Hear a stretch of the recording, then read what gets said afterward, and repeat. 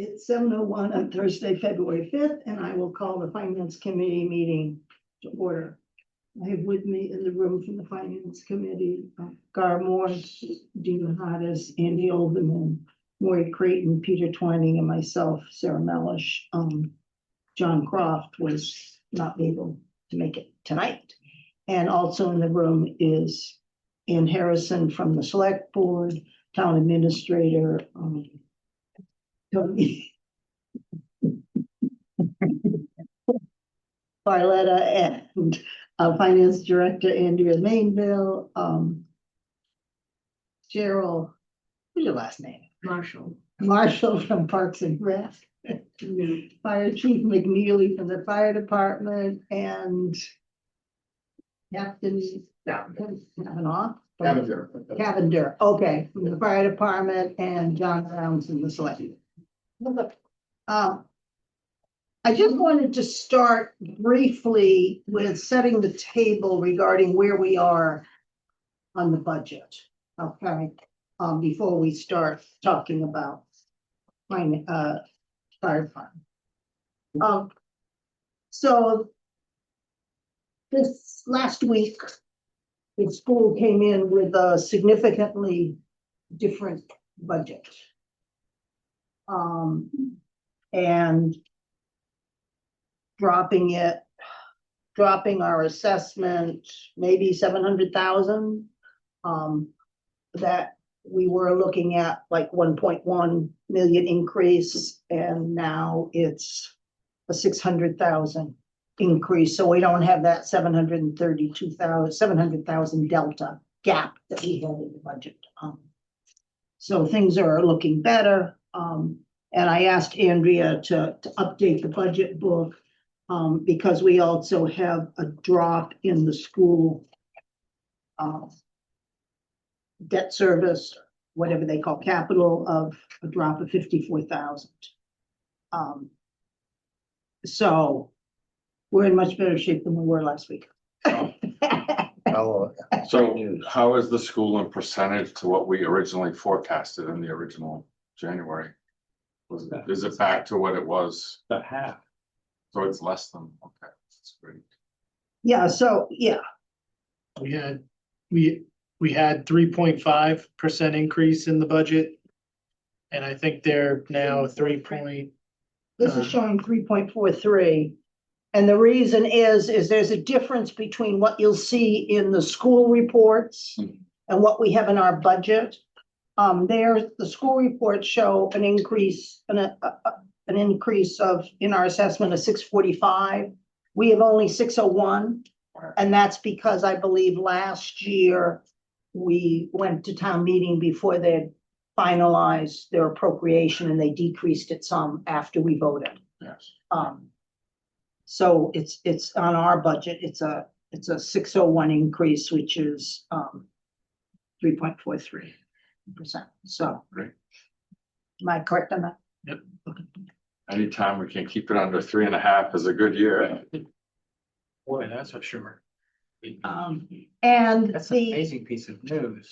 it's well, and what happened is so they dropped their health insurance from 20% to 14%. And they believe it may go lower because it's experience rated, and they've had good experience in the last couple of months. They are using some of their excess and deficiency, i.e. reserves. And they're decreasing their OPEB payment. Last year, they put in about 880,000 to their OPEB. What they've been doing on OPEB is increasing what they deposited at the rate of the increase in their insurance premiums. So this year, they're dropping it back to 300,000. Yeah. And that is a substantial percentage lower than what they had projected. Yeah. And yeah, they had 880 in there. Thank you. And then the circuit breaker, which is reimbursement from the state for out of district special ed placements, increased by 250,000.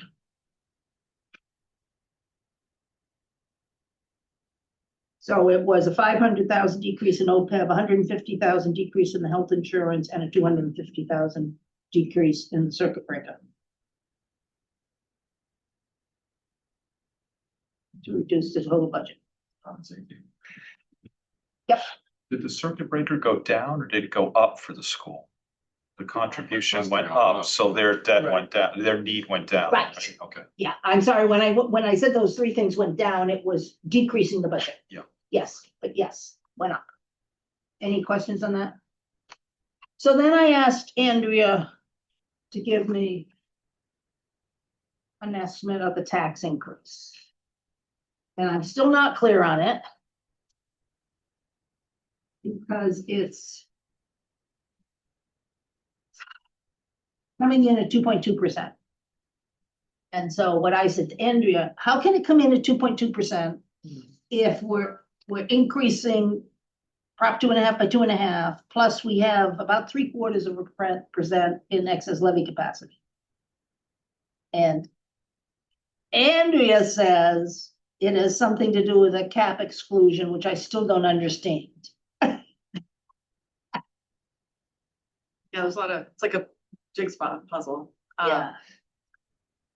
So So the, even though we voted for the cap exclusion outside of the budget, it impacts the tax rate. Right. And so we decreased it.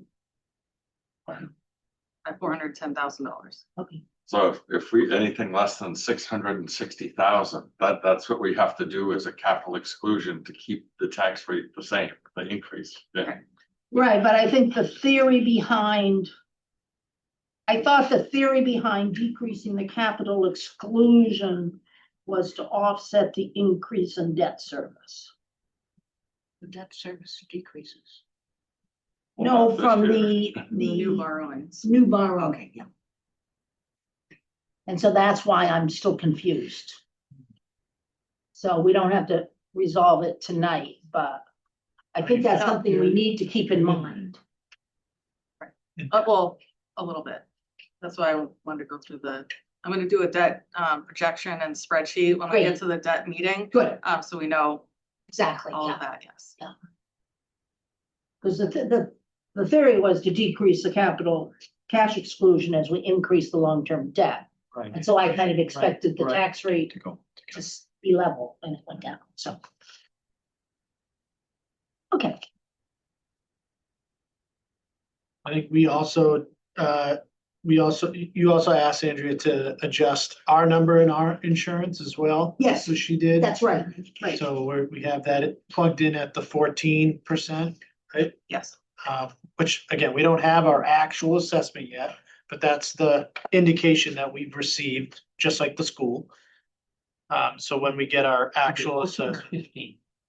they said we're likely to be around the 14% range. So we reduced that 20% to 14%. 15, right? 14 or 15. I did 15. 15. So just in case it's 14 point something. And that preliminary indicator was pretty accurate last year as well, right? Or did it? Well, I think he expects more detailed information before we get through the budget season. Yeah. Oh. Hopefully mid-Feb, in the next couple weeks. And if I'm reading this correctly, that's a decrease of 90-odd thousand from what we Yes. originally projected. Yes.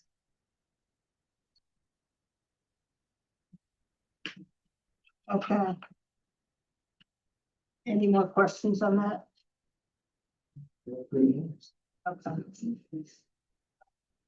And just what that at the end of what, bottom line, what that turns out to be when we make all those adjustments. I think we're at 20-something thousand, say 26,000. $26,000 that we haven't allocated yet. So we're actually We on have the other extra money. side. Yeah, we're actually. on the Okay, other side. that's what I thought. Okay, 26,000 extra. Not extra, but. Unspent. Yeah. We still don't have, as we talked about earlier, we don't have our trash number yet. We do have a significant increase allocated in this budget for that. But that's still one of those big variable numbers that we don't know yet. And hopefully we'll get it before the end of budget season. Yes. I had a thought on that, whether we should put some of the costs to the Parks and Rec and some to deep, like the harbor for sanitation. Or like the downtown stuff that's been increasing so much. But, you know, that might be a way to offset. Well, let's talk about that Yeah. when we do DPW next week, Yeah. because they'll have better information. Okay. So I believe that Chief McNeely sent us an email. Yeah. Looked at that. Okay. So Let's see. it's your floor, Chief.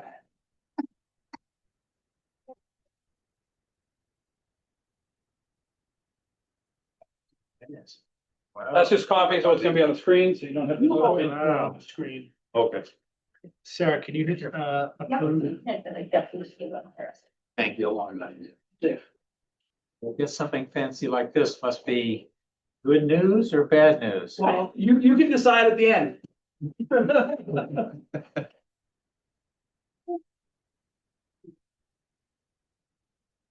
Memorized.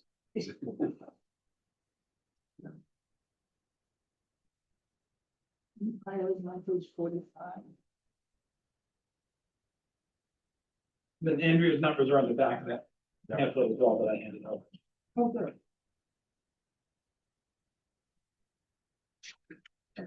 Okay. You have the screen up. Right. So I just chatted with Sarah quickly today just to see what order we want to attack things in. So kind of the order we looked at was staffing, salaries, operating, and then capital. So the first thing, just so everyone has kind of an understanding of how it operates now, I think sometimes is gets confusing.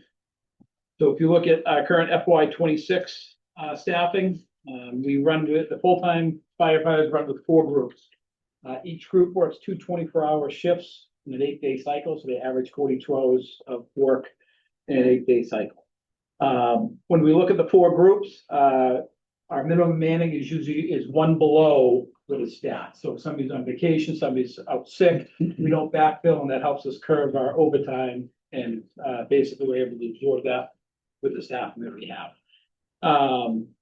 When we look at that, when we count in vacation time, personal time, and I took the worst case scenarios, when we did this, 66% of the time, we dropped from 4 people to 3 people, and that's taking an assumption that people take 2 sick days out over a course of a calendar year. So, well, 66%. With the SAFER grant, the SAFER grant includes our match is 25%. So we pay for 1 full-time position, the SAFER grant picks up the other 3. Bringing each group to 5 individuals, which would leave our minimum staffing at 4 firefighters per group. And then using the same calculation for our vacation, personal time, and then still staying with 2 sick days per person, 83% of the time would go from 5 people to 4 people. That's why they, kind of explain why the thought of the 4 people is kind of the standard we're shooting for. There's a variety of different reasons. Questions on this chart as is, and then kind of the next one is explaining why the 4 is what we're striving for as our benchmark. Right, yeah, so, one of the big justifications for the SAFER grant was to replace 2 people anticipated to retire. So it allows us to onboard. So for the SAFER grant, when we put in for the SAFER grant, we were at 16 FTEs. The SAFER grant requires us for the 3-year grant period to increase and maintain to 21 FTEs. So the performance period, which is an accounting nightmare, is from March 19th, 2026 to March 19th of 2029. So it doesn't fall in the calendar year. It also doesn't fall in the fiscal year. It's completely separate, which becomes a little problematic. So one of the things that we find in public safety, one is we have to find people who want to do the job still. And then we need to train them, onboard them, et cetera. We've been fortunate in the past. I think our well is starting to diminish a little bit with, we've been fortunate, but I think our well is diminishing a little bit with bringing in people that are trained firefighters and trained paramedics, so they literally hit the door running. So there's gonna be an onboarding time, which I'll talk about in a moment. So the goal is to kind of foreshadow that. Right. But then my goal as chief is during this pilot program time is to try added programs, benefits to the town, increase our collectibles, whether fire prevention, ambulance receipts, et cetera, in order to offset some of that cost and then come back to you and do a big dog and pony show in a year and a half. Chief, why do we think we've been so fortunate on the staffing? I think when you look at the hiring of the fire service, the bigger cities use like a civil service list that used to be every 2 years. So when we did our hiring, we were in the off years when that list was already exhausted. So people that didn't get hired or weren't on that list were looking for somewhere else, and we were able to do that.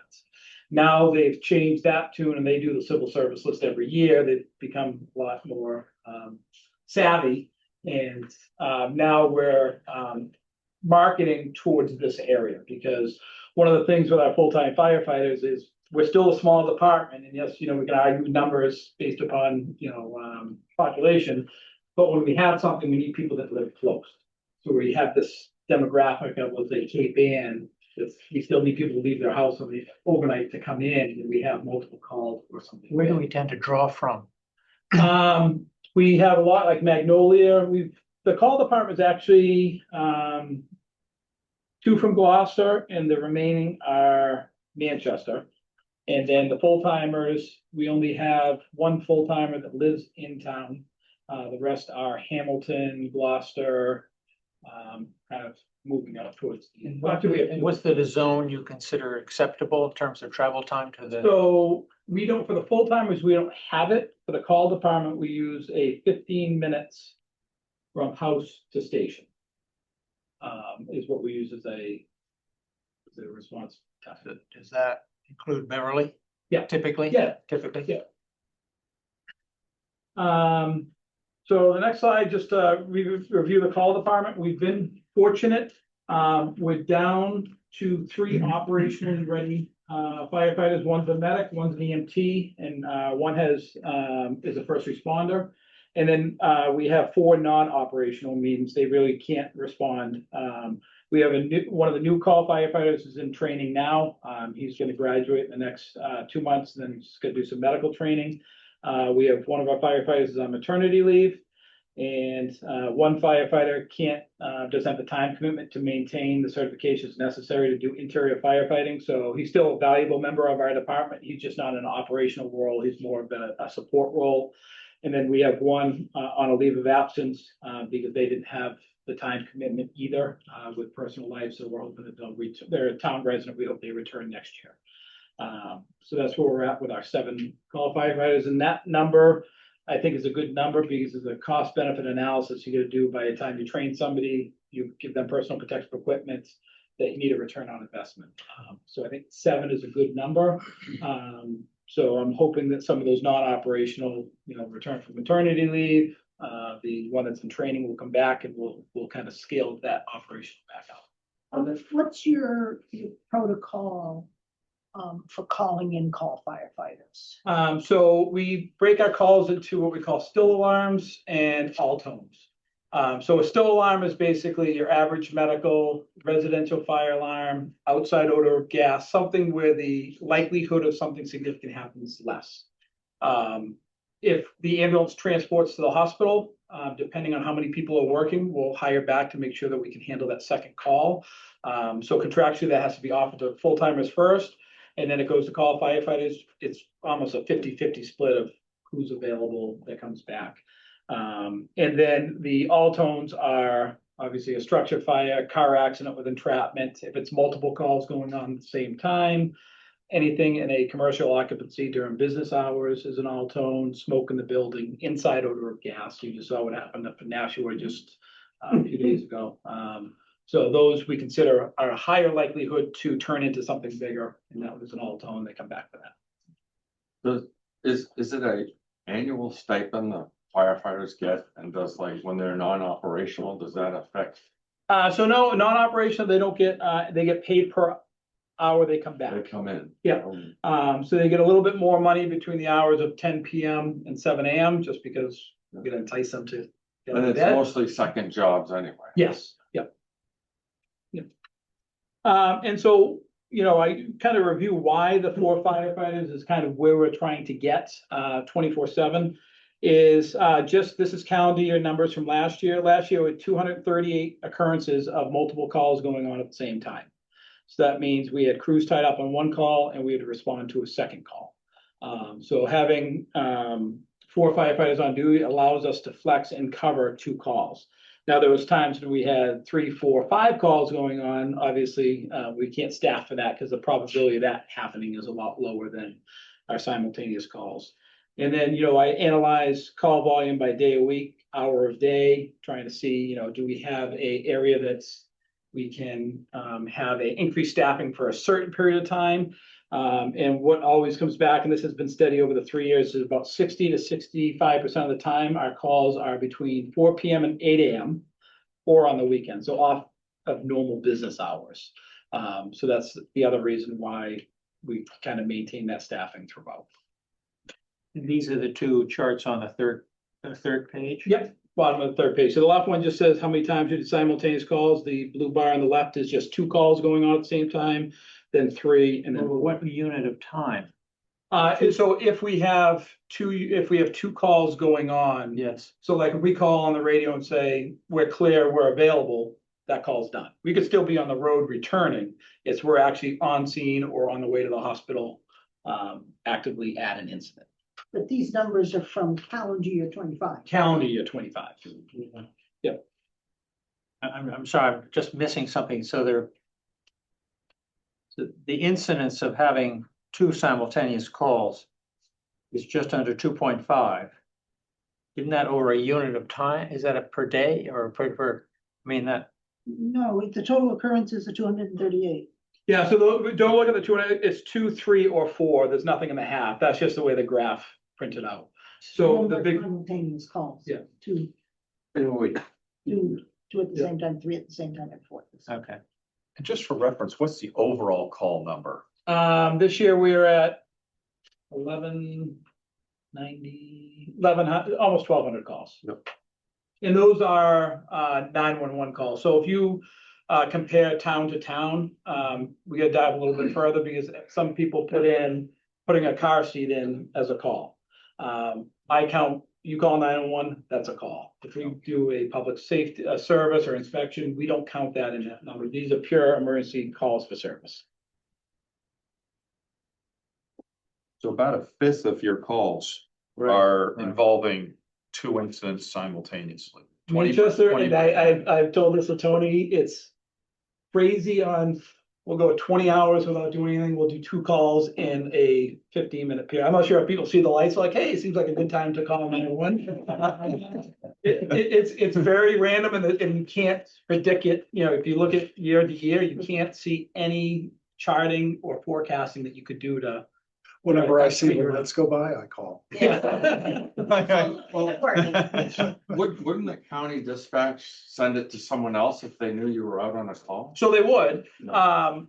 but I don't want to speak for the townspeople. Right, they specify. Now, let's say we have a second ambulance call, we don't have the staffing. Right. Our next town over is Essex that would come. If it's outside of hours, they have to leave their house, go to their station, get the ambulance, then drive here. So you have a reaction time problem. So we can call and, you know, we'll call anybody, they'll come. It's just what's an acceptable risk Yeah, if you were that second right, 911. I figured they do it right away. Yeah. And you say we call, but that goes through regional dispatch. Yes. Correct? You don't Yeah. ever call direct. No, regional dispatch will know, and we have protocol set up, so if we're tied up, they'll automatically, whether it's a fire incident or EMS, they say, okay, incident number 2, they can handle this, when they're on the second call, we get a call, Essex, Gloucester. I mean, so that's all predefined, so it's seamless, there's no delay in the dispatch. The delay would be of where that unit's coming from, if it's coming from a staff station, or you have to wait for their on-call people, if available, to get to the station, to get the vehicle to come here. And then is the third tier, the ambulance we sometimes see like on Pine Street or Southern Avenue. Sometimes it's like Beauport. Yeah, or so somebody's Beauport, kinda hanging there. does the 911 for Hamilton, the entire town, like BLS, ALS, they're the ambulance. They also do Rockport. So when they're staging there, they're usually covering a large geographic area, and we just happen to be the middle of where they might have to go. Got it. And has the incidence of overlapping calls changed much over the years? I know you've only been here a short. So for my 3 years, it keeps going up. I would much rather have the same calls and like spread out. And it also is much more budget friendly to have it spread out. But the call volume has gone up, and therefore, the simultaneous calls. And simultaneously, the incidence of overlapping has Yeah. gone up about the same speed. Yeah. And you don't ever tell dispatch, tell them to wait. We don't do overlapping. calls. Yeah.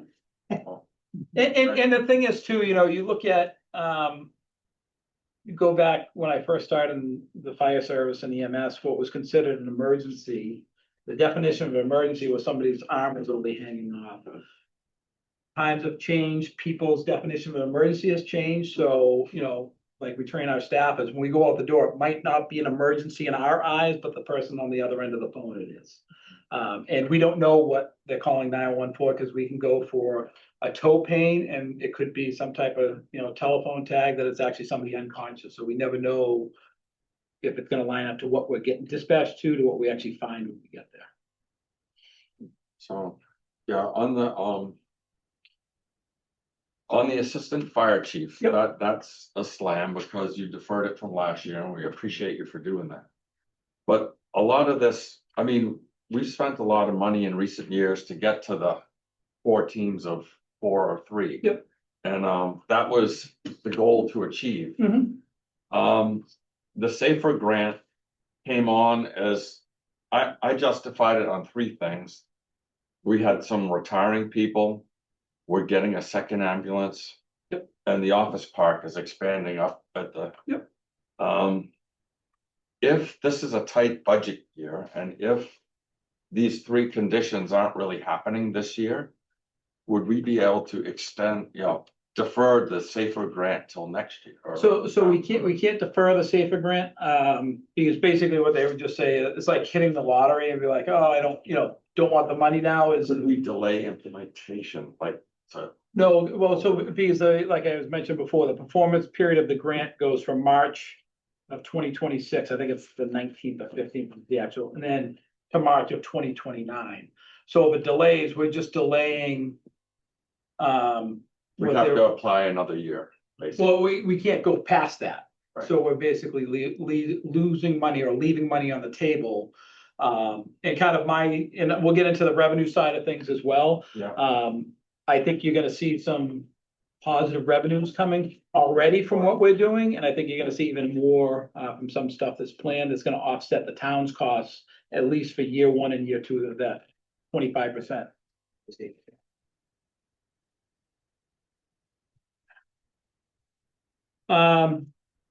Okay, we're on the big page now. Okay, so salary changes. So I just highlighted kind of the numbers that are outside of the contractual obligations are down at the bottom right. So that Safer position for the 25% is 61,856. The overtime, like I was saying when we were on board, so out of the people that we have conditional offers for the Safer grant, 2 are plug and play. So we're able to hire 2 people that were certified firefighters and certified paramedics. The other 2 have their Fire 1, 2, but they're in paramedic school, which starts in May, and that runs for a year. So what I did was I increased overtime because as they go to school, they'll get the school hours off. So if they're in school from, just randomly pick, 6 to 10 at night, they'll be out of work from 6 to 10 at night, and then it's very hard to say, okay, is that usually we're not gonna have to backfill that, but if we do, if somebody's on a vacation already, do we have to backfill it? So that's kind of a forecasted number based upon backfilling. So what happens when they're not in school? they're working there, they can work as an EMT, we can utilize them in the force. So the way the state works the ambulance, it used to be you had to have 2 paramedics to be a paramedic truck. Now they allow on certain calls that you have 1 EMT and 1 paramedic, so we can utilize these individuals for the non-critically acute calls. And we will have a return on the investment of that, So as they get trained. have you hired all 4 of those people under the same? They all have a conditional offer. Okay. With, background checks are in process and, going through And the. the conditions are background checks? Background checks, medical evaluations. And then the 2 that aren't in medical school, one of the conditional officers, they have to become a paramedic within 2 calendar years of appointments. Paramedic school is usually about a year and a half, and then certifications, if they take the test twice or something like that. One question is, Yeah. obviously, the whole safer thing works well if you can find the staff to go in here. Yeah. If you don't, then it's like, okay, you're plugging holes with OT. But do you have an issue with people coming to Manchester, getting trained and going other places? Or when they come here and go through the training, do they tend to stay? I know we've kind of wrestled with that years Yes to ago. both. Okay, So we've been very fortunate to, I don't wanna recruit, I'll say old, experienced firefighters who might wanna come to a slightly slower environment. That are already trained, which is a benefit to us because they have experience and they have the training. One of the things we're looking at is down the road is if we have somebody that's going through medic school, they're fronting the bill for medic school, they've already applied, doing some type of education, and obviously this has to negotiations and a lot more things above me, but basically give them a small incentive over the 5-year period that will reimburse them for paramedic school, so we get them to stay and kind of get ingrained in the community and the department, so. That's one thing we do look at, because, attrition is a huge cost to us. And that's one of the things with the Safer Grant as well. We're upstaffed. My goal is to run some pilot programs to increase revenue and try to prove to you that it's beneficial to keep it. But if not, we've used that as a mechanism to train people, onboard them, so we don't see those spikes in overtime that we've seen historically over the past 10 years. To the folks, the firefighters that you would hire through the Safer Grant, those 3, is the one that the town has to hire. If, in year 2, you lose like 1 or 2 people. Yep. Because they want a more exciting. Yep. Environment, does that, are the safer hires, are they tagged? They're not tagged to names, they're tagged to FTE numbers. So you have to restore that total number, or otherwise, do you lose the safer funding until you can get back to that number? You don't lose the number, the percentages change based upon, we're still responsible for X% of amount spent. But we have to be showing due diligence in trying to fill that. So for instance, let's say we put out a job posting, no one applied for it, we put it out again. They're gonna come and say, well, it's not for a lack of trying, you're just not having any, as long as we're doing our due diligence, yeah. Okay, so they won't yank the But you funding. then lose the safer money that would have applied to the extended period for the hire. I'm back Just to for the- Maury's so question. It would just be the period that we don't have the 4. Yes, exactly. We lose whatever percentage. is- Applies in that period. And our percentage then goes down, because we're paying 25% of the. We're gonna pay 25% of whatever, We receive. yes. so this may be more of an operational question, not to interrupt, but if we're following Andy's logic and you've, for some reason, hopefully not lost 2 people. Mhm. And you're trying to hire 2 people back, would you be hitting overtime to keep that staff at the safer level? Or would you back down on that a little bit until you could hire at least a 3rd person? Yeah, so And that, I'm just kind of wondering if this, on one scenario, the OT can get, I don't like. so when time the OT would become problematic if we lost 4. So losing 2, we can move people from group to group. Okay. So then the only time that OT is being triggered is if somebody's on vacation or out sick. So you basically, you have to, play roulette and see how many numbers people have played and put them in the right positions to So optimize. you're the- staffing to 3 if people are out right now. Yes, Okay, Yeah, that's the question. And Yeah, so you can move people around. and do you have any experience predictable about the turnover rate? It's Annual slowed down, basis? it's slowed down tremendously. I think the environment, in relationship between the town and the fire department has improved. I think there's a lot of variables that have increased over the last few years. Is that tell you I'm likely to lose a person in a year or, So in the back of my mind, we're gonna lose somebody every 2 to 3 years, is the number I have in the back of my head, and some we know that are gonna go because they're gonna retire. And then I think, every 2 to 3, I think almost I'd be safe to say 4 years, we're gonna lose somebody. so it too. gives you some element of mild predictability.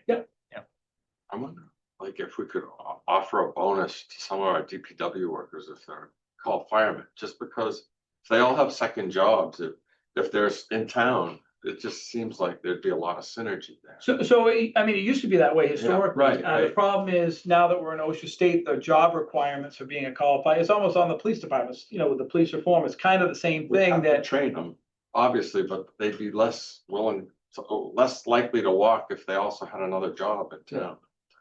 I don't know. It's hard, I know. No, it is. I mean, I look at all that. I mean, I'm very cognizant of, public safety is definitely not by any means a moneymaker. So I'm very cognizant of, the expenses and the risks and the benefits and the probabilities of how often does this really happen? None of the guys at the station like that. We like, we're a fire department. We're an ambulance service that occasionally puts out a fire. I mean, that's what we are.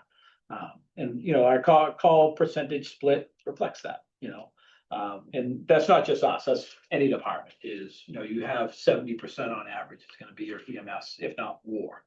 Of the call volume. And a lot of times, you take a car accident, that's a fire related call, but also we're transporting people, so it gets lumped into that 70%. And chief, at the end of the SAFER, Yep. the town is picking up 75% of 3 positions or 4. So when the SAFER grant ends in March of 29, basically the SAFER grant's done. What they used to do, the SAFER grant used to pay 100%, but then the town was obligated to maintain those FTEs for a certain period of time after that. What they did this time around was they decreased the federal government share, but they didn't handcuff you after that point in time. I see. Yeah. so you were hiring 4 people? 3 now. 3 as of, excuse me, yes, 4 now. Okay, Yeah, and 4 are in process now. You'll see the, on the salary line item, you'll see the, TA change the, salary one, you'll see a change of 40,000. So what that is, we know we have our retirement coming up in basically a year from now, give or take a couple weeks. So that's one of the ones where we have to look at reaction time and what our staffing's like. So that's one where come October, November, we have to look at training. Are we gonna see a spike in overtime, or is that one that we're all set, we don't need to backfill? So that's why we left that as remove that, and then if we had a problem, that's why that 20,000 is in there for training and that little overtime bump, if that should occur. Wow, what a management headache. This entire I system. look tired? so what happened? No, it's just the bone with me. Okay, Assistant fire chief, yep, that's an internal yep. promotion. Yep. And now what happens if the position that person filled? So because that's one of the 4 that. One of the 4. Good, okay, Yeah. okay, good. That's why I said. I knew that. So the one that's in question is when we have that retirement, what we do, and we don't Okay. have it listed here. Uh, We'll have a, That's why I said 3, but okay. yes. Yeah, okay. But you didn't list the retirement, The retirement is not on. yeah. Yeah. God, what a system. Question, do you have to maintain the staffing that you've got here through the whole SAFER program? We have to maintain 21 people? 21 FTEs for the safer period of performance. So, yeah. The retirements gap happened before that, otherwise you gotta do something about that. Yes. One of the SAFER grant was, it just happened this way. I wish I didn't plan this way. The SAFER grant was put in for based upon numbers prior to the assistant chief being authorized at town meeting. So technically, for a couple month period, we'll be at 22, but then we'll drop to 21 because we're not backfilling the retirements. As listed. Mhm. You don't have to, because you still got the 21. Correct. How do you get, okay, so the 24 was in the 21, got it, okay.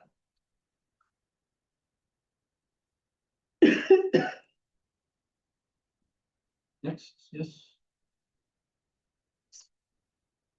So we have any more questions on the salary section?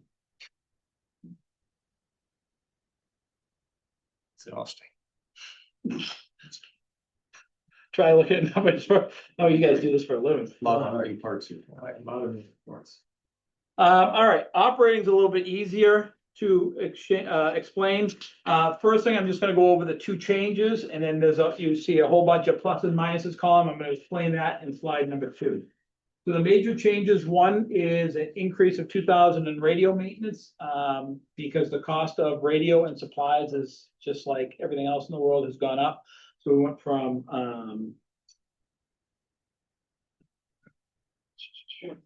4,000 to 6,000.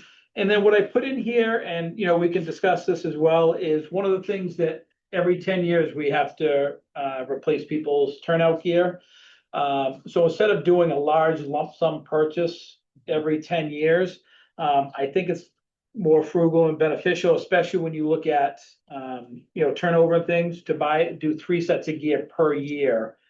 Because now we have to start switching over to PFAS free gear, which again, they show up in a bag and it's PFAS free, and then we walk into a fire and there's no more PFAS free. But that's we have that debate later. And is that a requirement?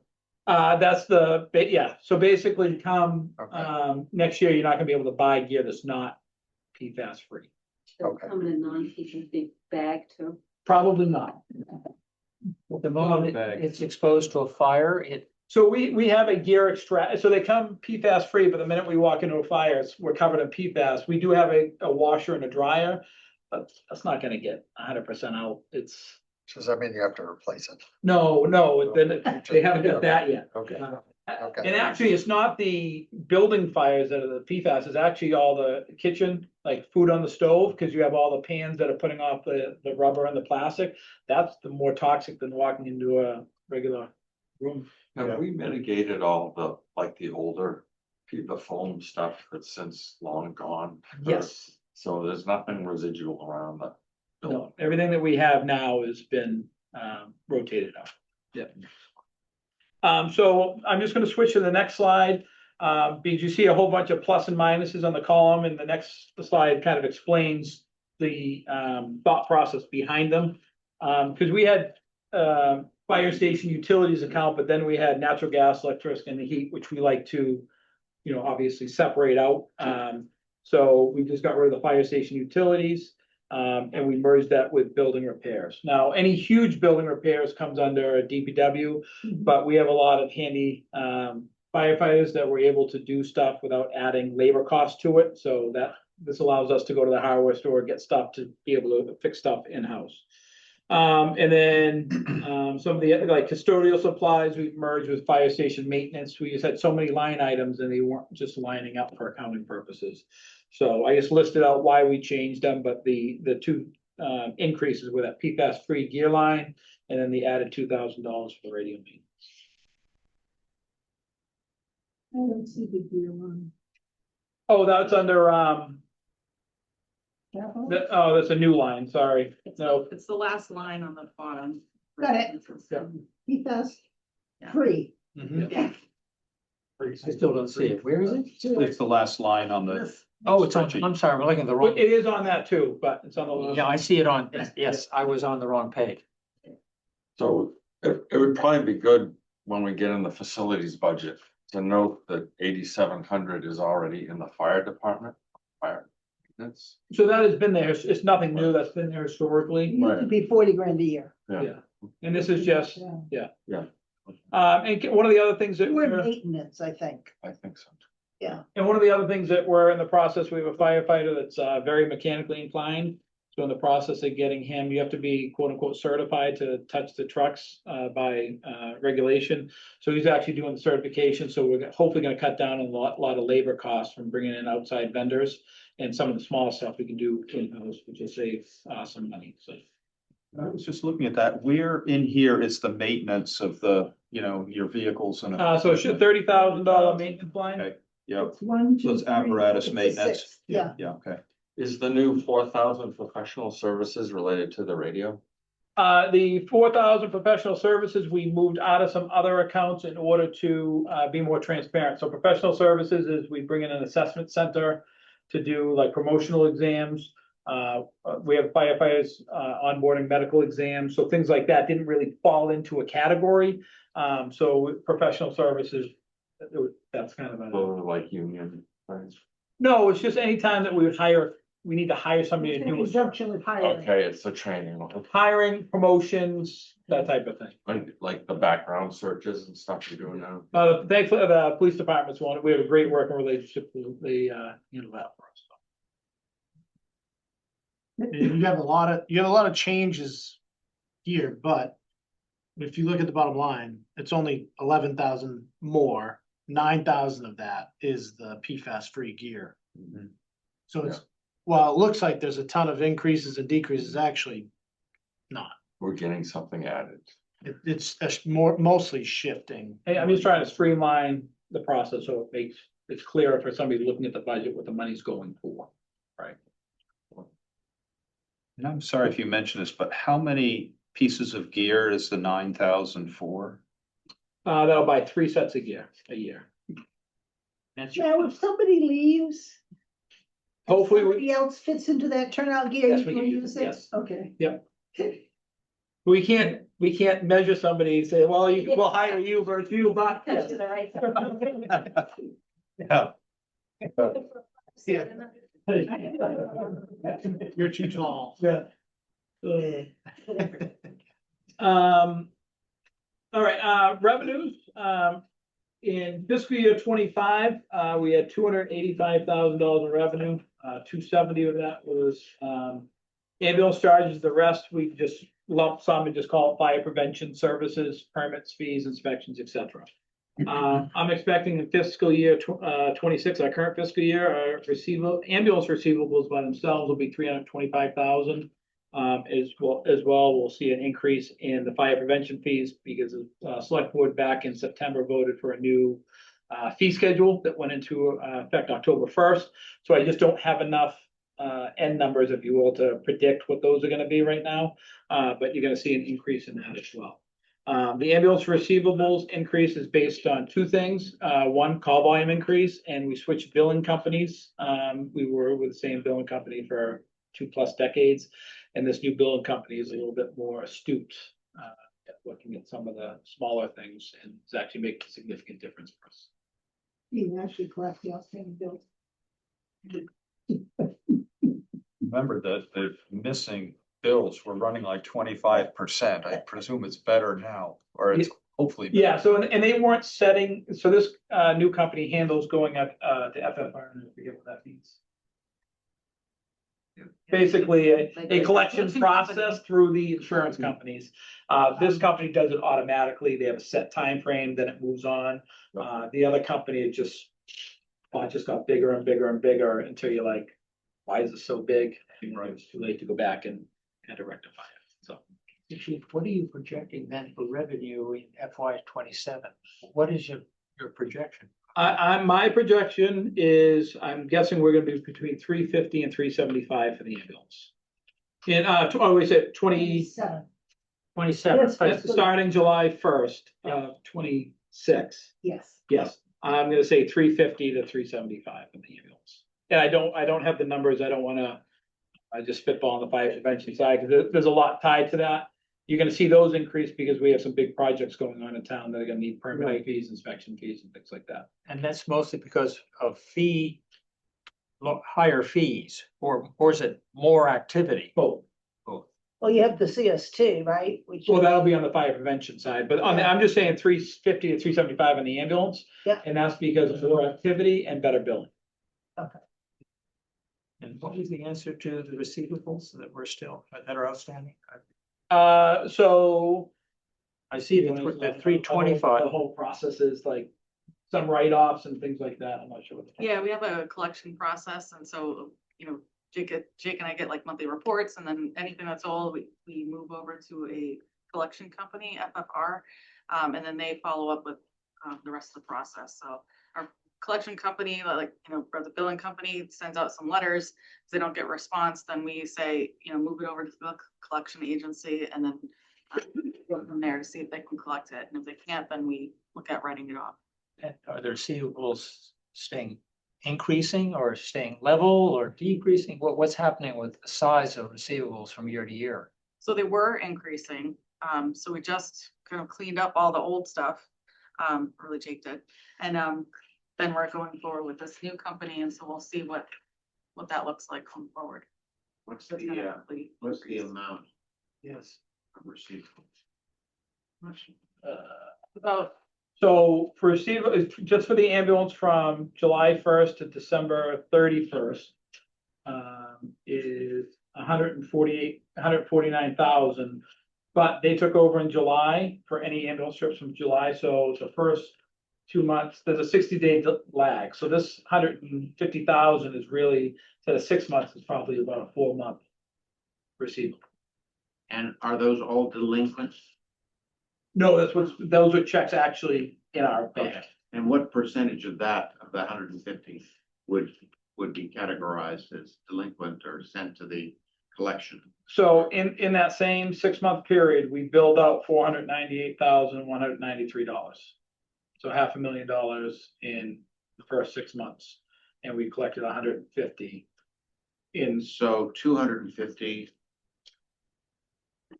And that's not just here, that's just because you have private insurances, you have Medicare, you have Medicaid. There's so many different but a variables. substantial part of our total, billings are delinquent. Yes. Yes. Okay. And I was sure you see ambulance billing reforms and stuff, all that is tied to. Sure. Yeah. Fixing that. so you bill the same amount for Yeah. transport, Yeah. and then it depends on what the insurance companies Okay. are willing to pay. And so if they don't get paid, we don't get paid. Correct. Okay, Or if they pay, we bill them, just easy math, we bill them $1,000. They say, well, we're willing to pay 600. If it's a town resident, they usually they get one bill, and then usually we don't go after town residents. For the difference, because we figure that's part of your tax.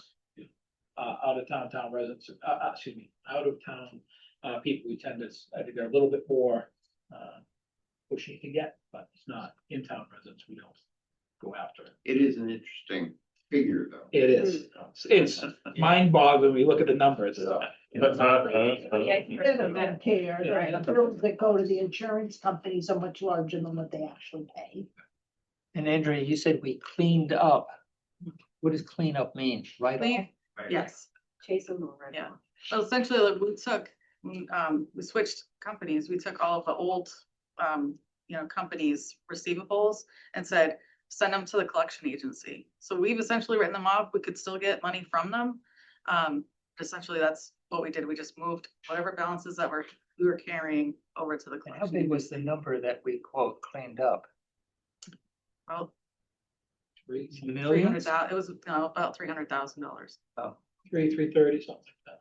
over what time period? Is that like 2 That or was 3 years? That could be It for, was like 10 years. 10 years? Yeah. Yeah. It was a- So the money actually does flow in, but very delayed. yes. So if you Yeah. understand this, like sort of Gar's question, you bill out like 400,000, we collect about 150,000, and then of the 150,000, some percentage doesn't pay. And that's what ultimately is considered delinquent.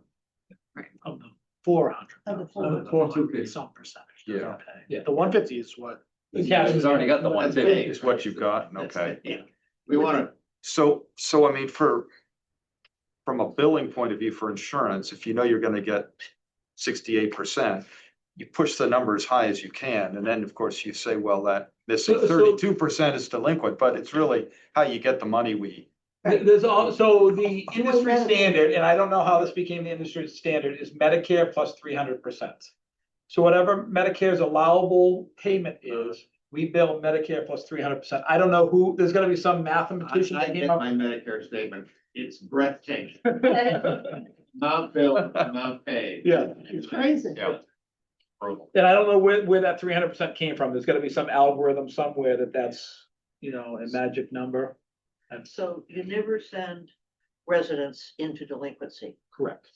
They'll get one bill that says, your insurance company paid this, this is what's due, but after that, there's no like phone calls and That's weird.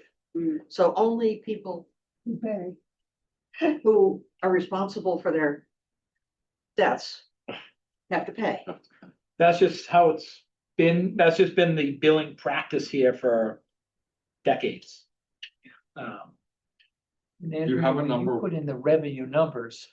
Oh, What number do you use? I mean, given all of this Michigas, what do you do? Actual collections, right? Yeah, so that's the 270 that we received in 2025. Yeah, On the PowerPoint as well. That's what money we actually received in hand It's paid. as payment. Now, I also, on my balance sheet, I have a receivable for anything that we haven't collected yet. no, I was more interested in the first number. Yeah. but That's your 25. So when you're doing the revenue for 27, you're projecting the amount received. I'm Be still higher. not clear. What number you're using? So, Expected collections. Expected money in the bank. yeah, The so collection.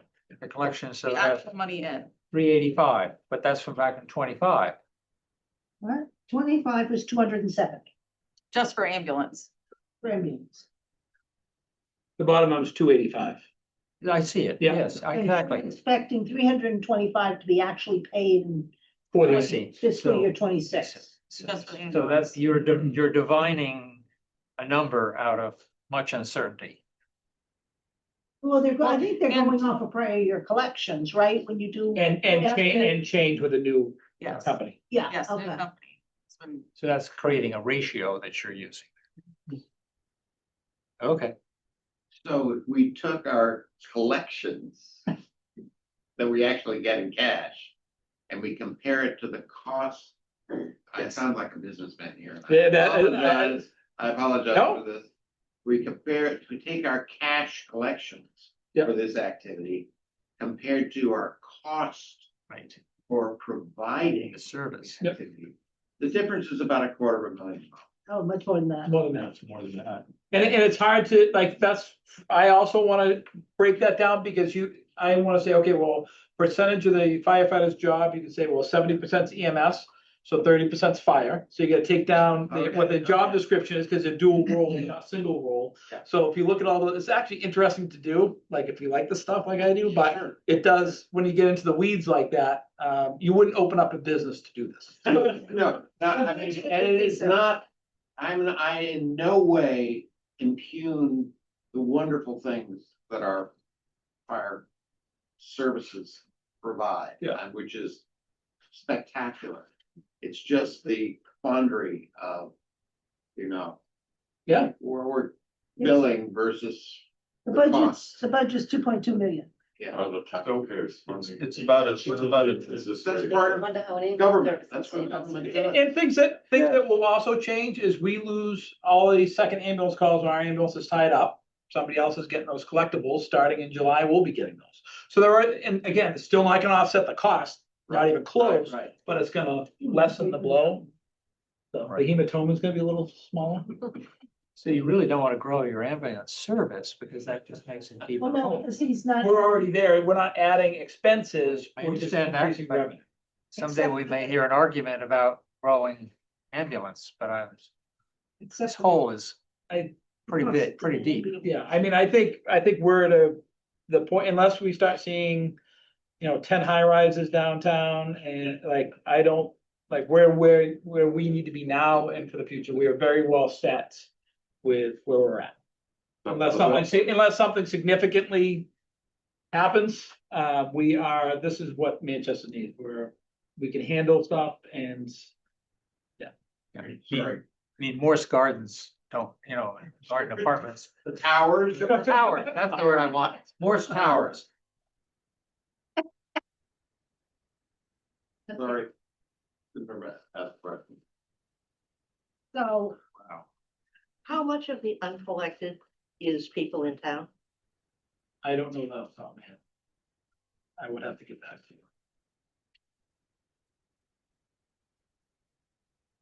And when do you stop counting them, since you're not going to send them out for collection? That is, it's a time frame when it goes to, I think it's 90 days. Is it They go quarterly? Huh? We usually look. Is it quarterly? Maybe it's quarterly. It goes from receivables to FFR and then to Okay, the write-up good. process. I thought we weren't going to FFR and in town. Well, so when I say FFR is like the reminder letter of, Okay.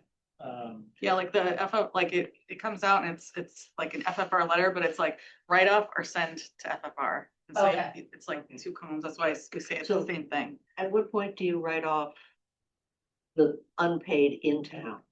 The 90 days. quarterly. Yes, quarterly. Okay, But it wasn't being done in a timely fashion, so that bucket kept getting really big. So now we're doing it streamlined, so quarterly you'll see those fall off. Emergency management? Oh, sorry. Are we ready to vote on the fire salary and expenses, since that's in one budget, to the total of $2,185,075? Is that the correct number? Yep. Any discussion? Take a vote. Maury, Yes. Peter, Yes. Gar, Yes. Dean, Yes. Andy, Yes. and Sarah votes yes. Okay. Now we can go to emergency management, if I can find it. 47 left. What? 47. 47. Look it over, huh?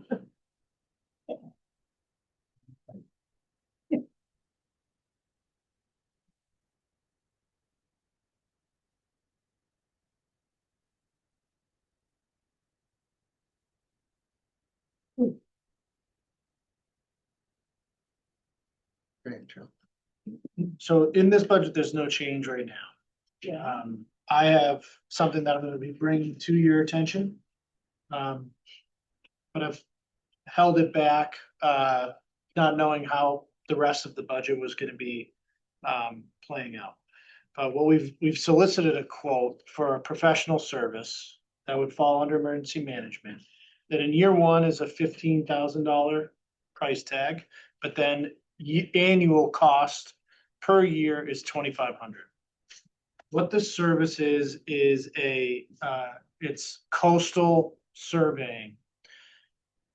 Over the past few years, FEMA has tightened their review process and evaluation process of what damage, property damage counts towards FEMA reimbursement. And they get very strict on being able to prove that the damage caused by a storm is specific to that storm. It wasn't something that a town neglected over time and then, waited for a storm to come to put in the claim to get funds to help pay for the rebuild. Essentially. So what this service does is it actually does in year one, it creates a baseline survey of the entire coastline. And specifically our town properties. And then on an annual basis, it'll fly the town properties only. And will show any type of loss or gain in what it'll calculate yards of sand.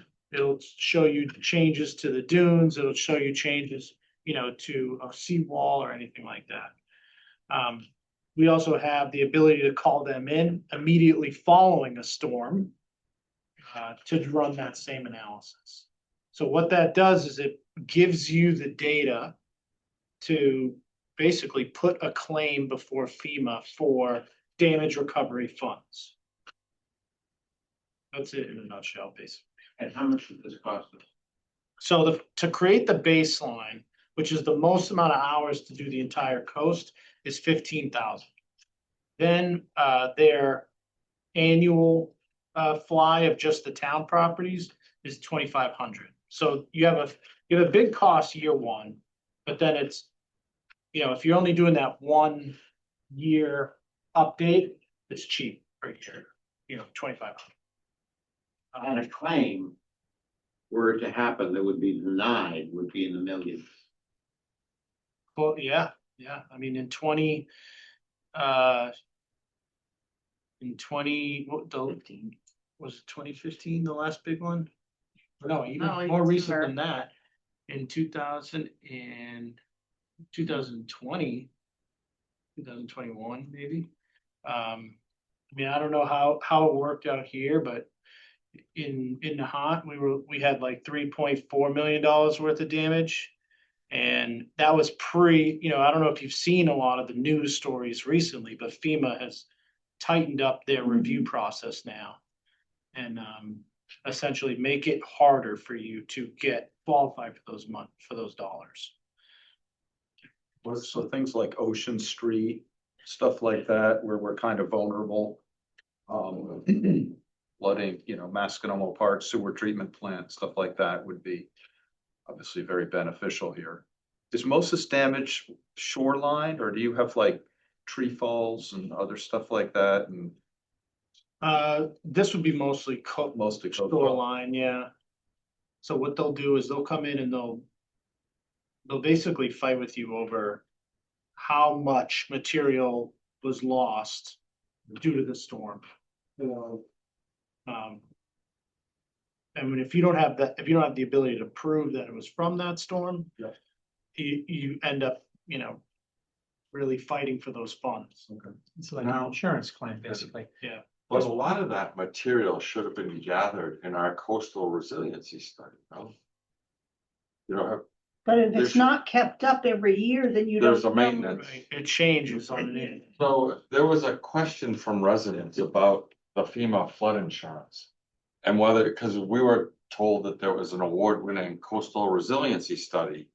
And that's supposed to give you a break on your rates, or if there's some kind of proactive mitigation.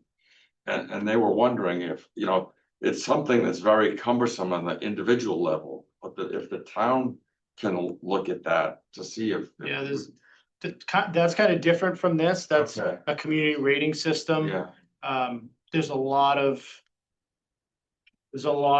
administrative hours that go into that, so cost up front. crazy, yeah. But it does, if you keep up with that, it can produce savings on flood insurance for all residents.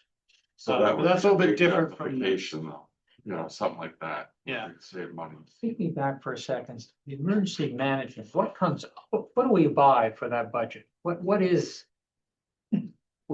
Is it mostly administration? I'm not sure I know. Well, historically, it's been a little bit of a catch-all, depending on what the needs were of doing a risk analysis of emergency management. So sometimes it's supplies. It could be traffic cones, road barriers, things like that. 1 year we outfitted one of the side-by-sides to use on the beach and use during flood waters, things like that. So it's been used for salaries and it's also been used for items. So it's kind of a little bit of both historically. Is it anyway. used for the alert system or that? So we used it for the I want to say reverse 911, but it was not Is raised. that with the emergency? Code red. Yeah, Code right. red. The code red as well. So it's That been, emergency notification, that's a line item here? yeah, so that's 0 because now that's coming under our agreement with regional dispatch. So So- they pick up that cost. So I know you're introducing us to a further concept, but it's just a big basket or a small basket actually, or just expenses that we incur in any aspect of an emergency. Yeah, I mean, I think that it's significantly underfunded. I think that, you know, whether it be warming stations, a shelter, whether it be coastal damage or, you know, flooding and recovery, you know, staffing during those events, communication with the public, recording all your costs and timesheets, so you can include that in your damage claim, insurance claim, coordination with National Grid or the National Guard, you know, all those things that occur in those storm events would fall under this budget. But those are also things that you may or may not incur in any given year. And do other communities do that in some kind of mathematical way in terms of population, or is there something? Is there an approach? I mean, this seems to be a bit of a number out of the air. This is usually, I think most towns, this is one of those departments or budget items that gets left behind in most communities. But I think you're starting to see with the increase in storms, with the tightening of the review process at the federal level, you're seeing towns start to focus a little bit more on this. And how have they Well, focused? maybe that's something to worry about for next year. I don't Yeah. think we can afford to Well, I don't increase know. this budget. I mean, that 15,000 makes sense, but to add more to this budget in this Yeah, fiscal year, I don't see that we've got the money in the budget to do that. Just Well, arbitrarily to I think it's increase an- it. Your point is probably well taken, but just knowing what it is, I'm sure this has been an education to me about what it constitutes, whether it's properly funded or not. we have, so. Well, I mean, in some towns, it's a whole, emergency management, it's a whole department. Like you have an emergency manager, you have full-time salaries. I mean, this is, so it all depends on. Well, that's that's why I was wanting to ask you, how do you go about We're, conceptualizing? we're covering it in our other budgets now. The costs. I- We just don't have it separated Ah. out into emergency. So for instance, I'll give you an example, kind of, you know, Is for that this true? last snowstorm, right, so this last snowstorm, we had to upstaff because we had. And you had that, So that comes out of that will be a increase in our overtime budget, whereas if this was funded, I would submit and say, hey, we spent X amount for storm preparedness or storm response. That would get moved from that understand. budget to my but budget, it's Sarah's point that you're able to handle it in the regular budget. usually, unless, depending on the event, whatever the event. And that's your argument. Well, I think my argument is that there's not enough data in order, at this point in time, Agree with you. in order to create a whole separate emergency management budget. And that's not what I'm proposing. I don't care what year we look at this, but how do you look at it is what I'm asking. I mean, so you want to do it next year? What is it that we need to do over the next 12 months? So I think the mechanism right now is, so for example, as the chief said, we overspend on overtime. The police might be overspending, whatever. We'll get toward the end of the year. Andrea says, well, we got 2 weeks left in the end of the year. We've got excess in this budget, excess in that budget. We move it around and we make it clean, hopefully, if it's not a huge number. And that's kind of how we hedge against putting it all in a basket that doesn't get spent and drops down to free cash. So it gets kind of reconciled at the end of the year if it's not too So- big. Because we could look back at payroll records for those storm events to get the an idea. You know, we had a lot of, we also had, we had a lot of volunteers that worked under emergency management. We had a CERT team. There was a different, it was a little bit different than staffing up on police and fire. It was more of like, kind of managing all the different information that was coming in from the residents, from police, from fire, from DPW, making sure that was distributed amongst those so that we were managing the storm properly, keeping track, entering that information into the Emergency Operations Center. If we need any help from MEMA or, like I said, National Grid or the National Guard, all that stuff, it was like you kind of really needed, and then pre-storm, we're usually meeting, you know, a Let's, week out. let's put this discussion off until outside of the budget cycle.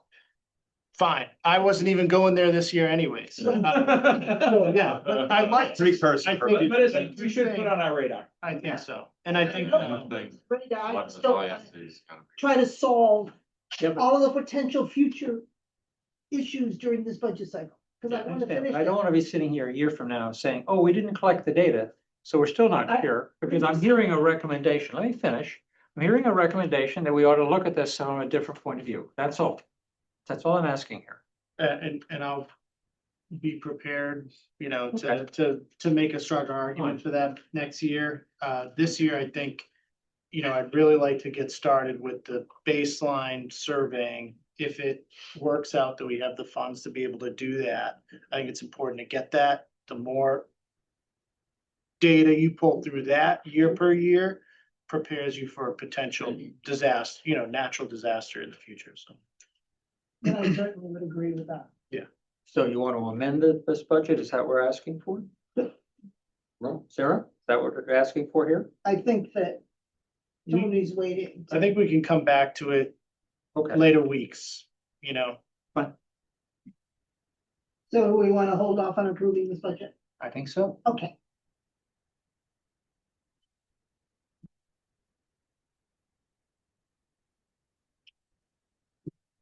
So I did put in the next slide, I did put in the fire department vehicle list, year of vehicle, mileage of vehicle as requested, and estimated life expectancy. So anything that's in yellow is basically a reserve or second line piece. Anything is green is primary, and then orange is purchase year. So if you just jump to the next slide for a second. So under our capital items, I'll go for the easiest one first. Cardiac monitor replacement. This is just payment 3 of 3. So the last one for our paramedic cardiac monitors that have already been done.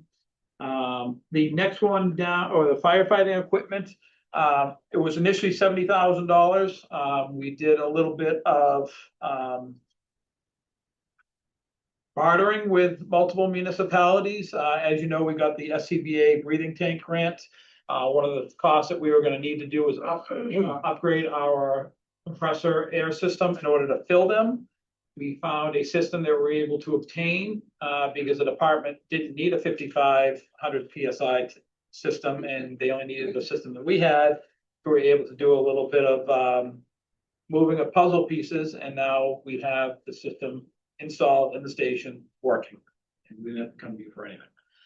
So decrease 70 to 50, and the main item on that firefighting equipment is our hose. Every year our hose has to be tested.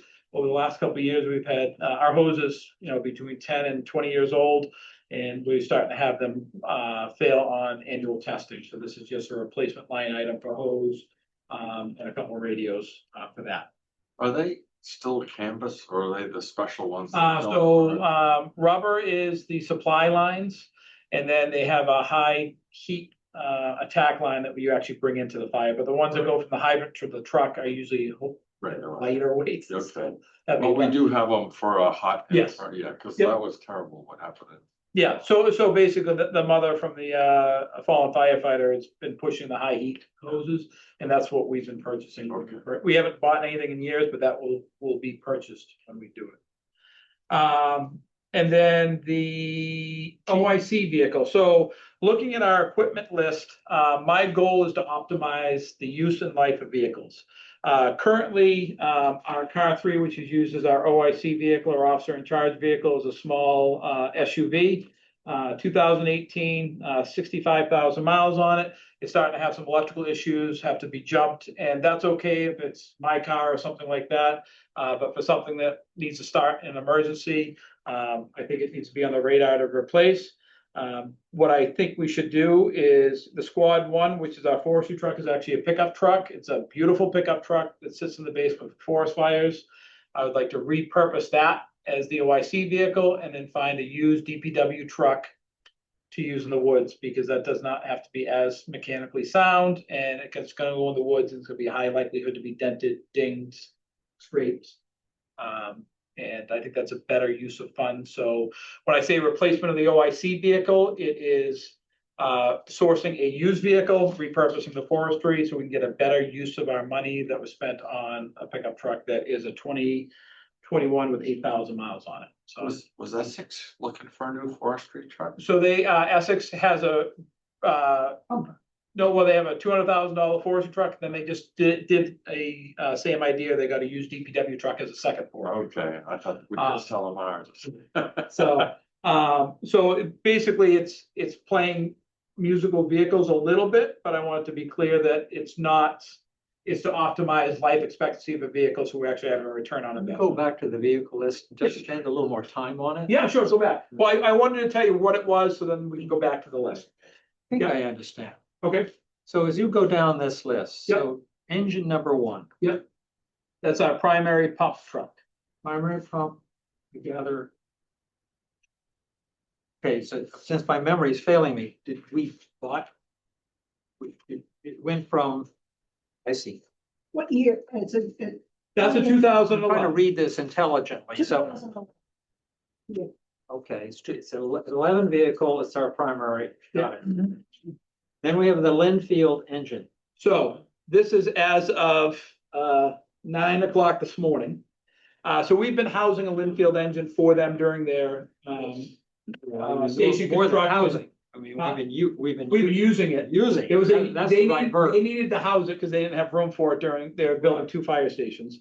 So we are housing it and using it. They requested that back now that the stations are built, but they said we have a sister truck that's it's built the same year, a little bit more, maybe a lot more tired. It's a little bit more tired. We were able to purchase that for $100. So that occurred. The goal with that is basically get us through until the new one arrives in a year and a half. It's a year and a half, that's what I did. Yeah, so it's July Real 1 period. of 27, which is fiscal 28. So that We're one, only gonna have one engine, we have 2, we're gonna have, 2 in the past. historically, we've always had 2. We've had two engines, even when I was here back in, Happened to the other second engine we had. I mean, we're housing the Linfield engine, right? Right. So what happened to our second engine? We've always had a second engine.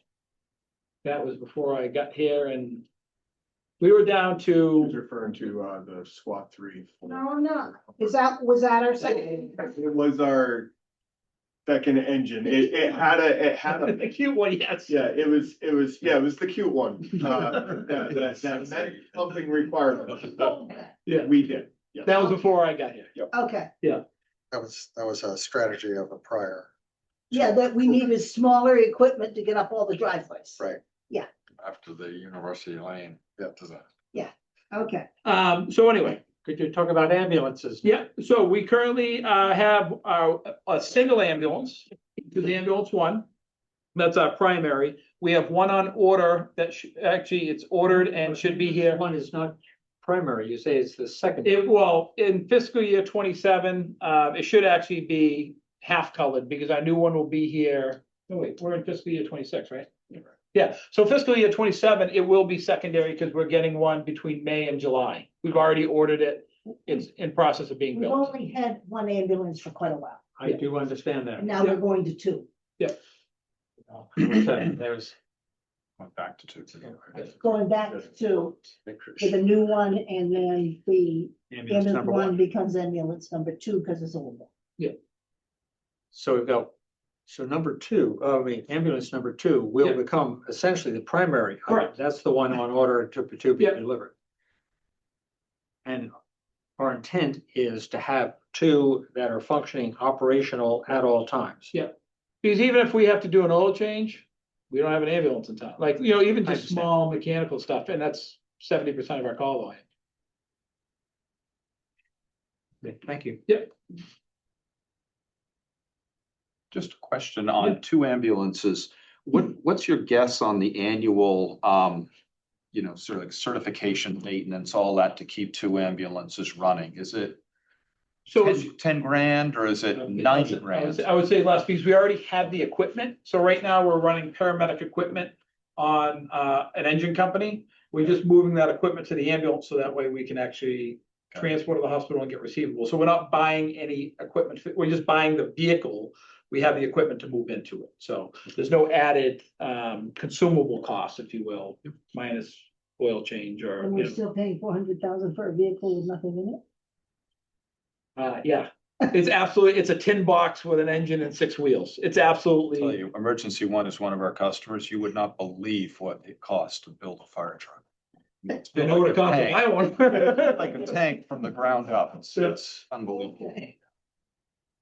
And what do we have in the reserve to fund for replacements? What's the balance? So currently there's 325.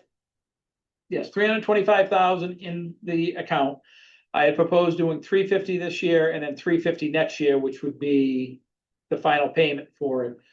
There's some debate back and forth whether it's better just to do the 700 next year as the final.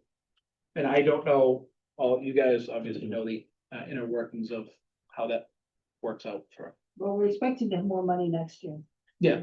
And you're expecting to do 350 this year? Though No, I didn't. so I had put in 350 and then there's kind of like a light gray color because they're gonna, or light peach color, I guess. And what does that mean? That just means it's gonna be 0 and it's gonna be 700 next year. So are we going, are we funding the 350? I don't. No, think so. It's not, it's not in the capital budget. I fully agree with you. And I think that the hope is that next year, if we don't have the 420 OPEB payment and we're paying 350K up for retirement premiums out of the OPEB trust, that maybe we'll have enough money to buy an ambulance and do this over here and do that over there. So the one thing with the fire truck is, it would be December of. A year ago, December is when we signed the contract for the engine. And in the Sourcewell agreement, basically, it just says that it has to go, to get out of the contract, it just has to be voted down at town meeting. So it's just, we're obligated to bring it to town meeting for the delivery of January 1st of 27 FY 28. This is engine 1. This is the new engine, yes. The one that we already have the 325 in the bank for, because what we were able to do it for 900,000 versus if we waited to do it, it's gonna be like one, which is still crazy. So we've already fully paid for the ambulance. Ambulance is paid. Okay. Yep. So does that become a warrant article that we just have to vote, like a Next year? Yeah. number 27? You know, Yeah, next year, whether it be free cash funded or we're borrowing for it, we don't know that yet, but it didn't make sense. We don't have the free cash for the 350 this year. We're gonna ask to borrow for 350 this year or even the full amount when we have all these other needs, so. We just said, let's push it off to next year and go for the. vehicles. Yeah, my feeling is these are sort of operating costs. Right. I don't like to borrow. Let's make the people pay that.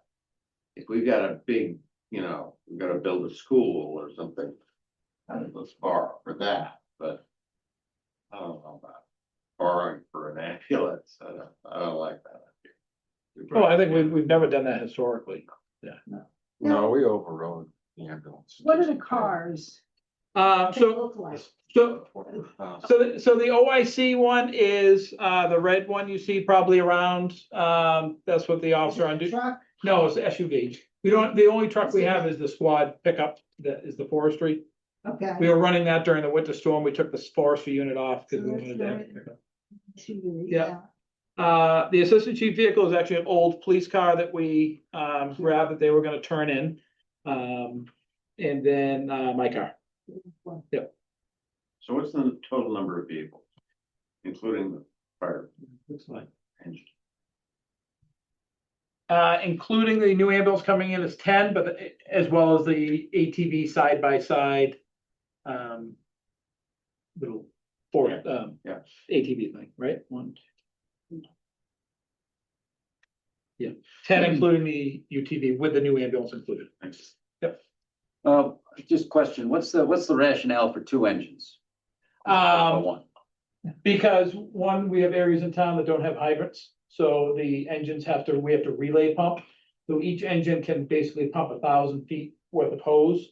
So basically you put them in line in order to access all those places that don't have hydrants. And the same thing is if one's down for maintenance, because it's not the old days when it was all like non-computerized. There are so many computers in them that they break all the time. So it's basically redundancy. So we don't want a redundant ladder truck. Right, and that- Redundant pump makes sense. The truck that we sold, I don't know, 3 years ago, I can picture it. We didn't get much for it, as I recall, but we got something. So, but the Linfield truck then replaced that. I guess, because we borrowed that. And Yeah. it happened to fit with their needs because they didn't Yes, have a yeah. fire station, so they said, we can't store it anyway. So a lot of that stuff was in progress when I When you came showed in- up? When I came Okay. in. But we're bad, this as is just like the staffing, this is where Manchester needs to be unless we have some significant change in occupancy type hazards, things And like that. do you have a UTV or an ATV? UTV. We bought off Facebook Marketplace. Because the police has an extra ATV, right? Because That's they different. replaced it with a UTV. Yeah, they got a grant for that. And that's the other thing too, is, same thing with the emergency management, I was gonna say is, we've been very fortunate to get a lot of grants. So especially for like sheltering supplies, things like that, we've been very fortunate to get grants to offset a lot of these costs, so. You're not seeing those reflected in your operating budgets because we're fortunate to be awarded the grants. Just one question. I know, you guys pump more oxygen than water these days, but it's probably for the DPW. Are the hydrants okay in town? Yeah. I know so we the have an checking is- ongoing maintenance, but is it, in your view, as the user of these things? They've are gotten they good significantly enough? better. And we've identified, through testing and things like that, areas that are on the list to do. Mhm. And all these things, equipment, training, that now we're able to do in-house on duty because we have the staff to do it. As well as the water system, all this affects the insurance rating too. So once all the people and stuff come into town, I'm gonna invite the ISO to come in and do another evaluation of our rates. And we're gonna see a significant increase, or increase in score, decrease in rates, based upon the improvements we've made, both in our water system, training, equipment and staff. Do we have a list of places where we should be adding hydrants? I have a list where there's no hydrants, so yes. I mean, we have a plan. Well, I think to add hydrants where they don't exist, where we have a public water supply. I have to defer to Chuck on that. Okay. So we just know when a call comes in, it flashes on our screen like No hydrant. no hydrant, and we have Essex come automatically with their tanker, and we have the resources to set up for relay pumping, we call it. Well, I thought we had water too. We've gotten a lot better. They've added the loop on Jersey Lane, the what's that new street? Kingsway? Yeah. Kingsway. There was a couple areas up towards end of Brookwood Road. It's got decreased water pressure. Some of the upper part of Jersey Lane. There's a couple- Oh, so they sort of loop the water before they can add hydrants. Correct, Okay. yeah, so it has to do with the pressure and you can't have stagnant water sitting there based upon amount of usage and all stuff I have no idea about, so I guess defer. All right, as a corollary to that comment, if that discussion is had and you get the hydrants in the right spots, you can probably drop down to 1 engine. I'm looking at longer term, and that's not something you solve in 2 or 3 years. but- So another conversation to have in future years is collaboration of resources. And I'll just leave it at that. We've chatted about that Okay. a little bit. So there are bigger discussions to be had that Sure. might help that same thought process come to fruition. Yep. So you might want to make sure that Essex and you don't schedule a ladder maintenance on the same day. We already, Yeah. we do that, we make sure we, Yeah. and same thing with the ambulance, like Right. we move things around and make sure we're. And just on simpler things, so the 2 squad vehicles, just give me One's a pickup truck with a Yeah. skid unit, and the other one is a small UTV, ATV type vehicle. And the repurposing, The squad one would become car three, and then we'd find a used DPW truck or something that's. thank We you. don't need to have a $50,000 pickup truck sitting in the basement waiting for a brush fire.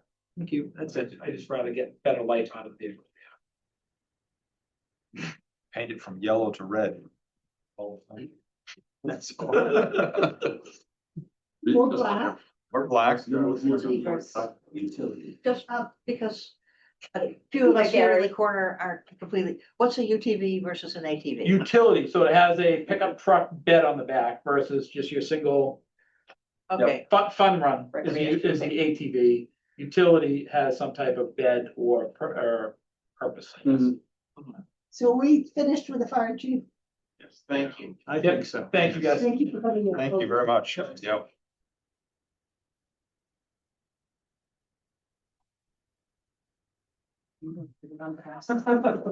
Thanks. Should I wait till you call me to the front?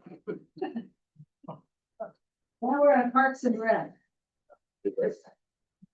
I have no PowerPoint presentation, so Oh, no. start with that. Ah, Try not to go 90 minutes. Yes, Um, but you wrote us a terrific memo. Thank you very much. Good, I was hoping that would help. It Um, helped me a great deal. you know what? Sometimes if you just see the positives and the negatives in the same place, it helps, right? Yep. So actually, you guys can probably on that email. We try to keep them ill-informed. that way we can make really bad decisions. Yeah. So I'm open to do this either way. We can go page by page, or you guys can just ask questions. I don't have as many changes, I don't think, as fire does. But first page, Can you kind of explain to us the personnel you have and what budgets they cross? If they do. I mean, you've got, yes. you got Parks and Rec, you got Singing Beach, you know, and I don't know if you have distinct people in each department or if some people cross lines. For instance, you cross lines. Yes, because, And yeah, is your salary cross between the two budgets? no, yes, Kind of. yeah, Okay. yeah, the salaries oversee all of them, so. But I mean, quite simply, there's just two full-time year-round staff, Okay. myself and Heather DePriest. He's the program coordinator. Right, so, and the director of the after-school program, which is one of the many programs, but most. And so some of her salary comes out of that revolving account? Right, Okay. yep. And then all other staff is, actually, sorry, we do have one other who is year-round. But she is paid out of revolving fund because she works at the after-school program. Okay. So she is year-round. Then in the summer, she works at the playground program. Okay. Other than that, everyone's seasonal part-time. For a specific For a specific program, right? Occasionally, if I get lucky, I get somebody who works more than one, they may work the after-school program and then also work at the beach. Because it's their off-season. Yeah, or they work at the after-school program and then they work at the playground program. Just technically, both have revolving accounts. And then the one point person. Who, you know, does some of the cleaning and there, so that's the one other. So staff, So the program coordinators is salary change. her hours moved up. Andrea can help me too, so she went from, she was at 32, then she went to 35, now she's at 40 hours a week. So programming has really also gone up. That's why plus her longevity's gone up this year, been here 18 years. the union, some union negotiations happened, so that's part of our increase. That cover everything? Yeah. So, Yeah. Did the job itself change as far as how it's coded? Yes, grade Okay, increase. Great, yeah. okay. Yeah. When the whole, your stuff was done, Yes. okay. It was not just steps, and whatever. She's taken on more responsibility too, as Cheryl's taken on more responsibility, and the team leader position was created for rec, health, and COA. Some of Cheryl's responsibilities have trickled down. And Heather's picked those up as she grabbed new responsibilities. So State team leader stipend, is that, That's me. that's, Yeah. okay, okay. That's what I thought, but. Sure. So, All kind yeah. of generic when it was explained to us. What- A lot of details. What's going on with the Singing Beach salaries, like looking at from 2024? Let's wait. Are we not That in page one? salaries? I think. Well, let's Oh. go to Parks and Rec, Okay, page 66. It's a separate budget from Singing Beach, okay?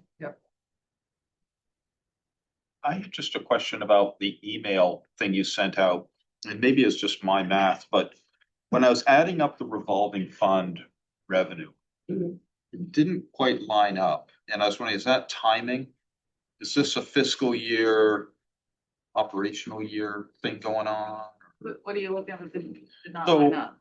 The memo that Cheryl sent out to all of us is that earlier. Was the revenue on.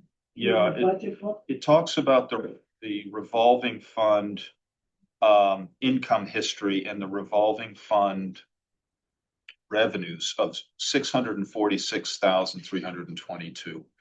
And when I just kind of went through and added up the playground revenue and the Tux Point, Kroll Chapel, everything, it didn't quite get there. And I was wondering if that was because of timing. It's under recreation receipts. So If you look at the revenue in the budget book, the recreation receipts equals the 646, 322, 34, Mhm. which is what she has.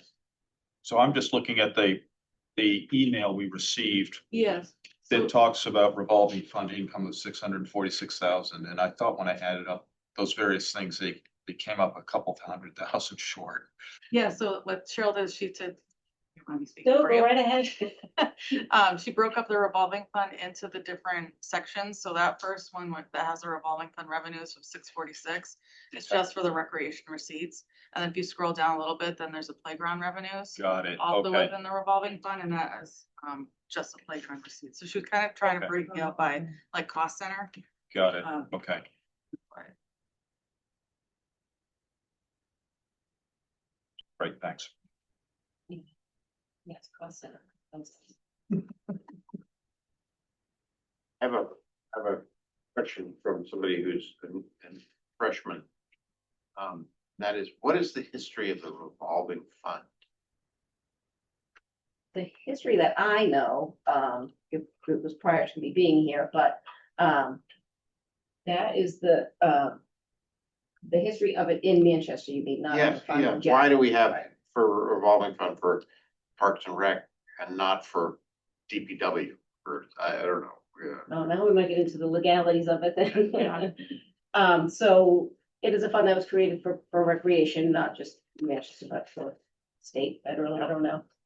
So that program money could be paid in and paid out, but you can never exceed, obviously, what you're Was bringing paid in. in, Yeah. right?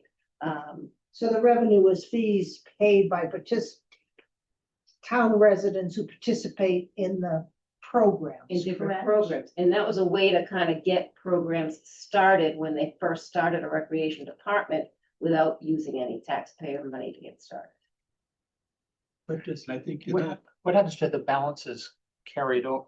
Are the balances carried over? The positive balances are carried over. Yes. Isn't that part of the benefit of a, But what happens to them? what happens to them?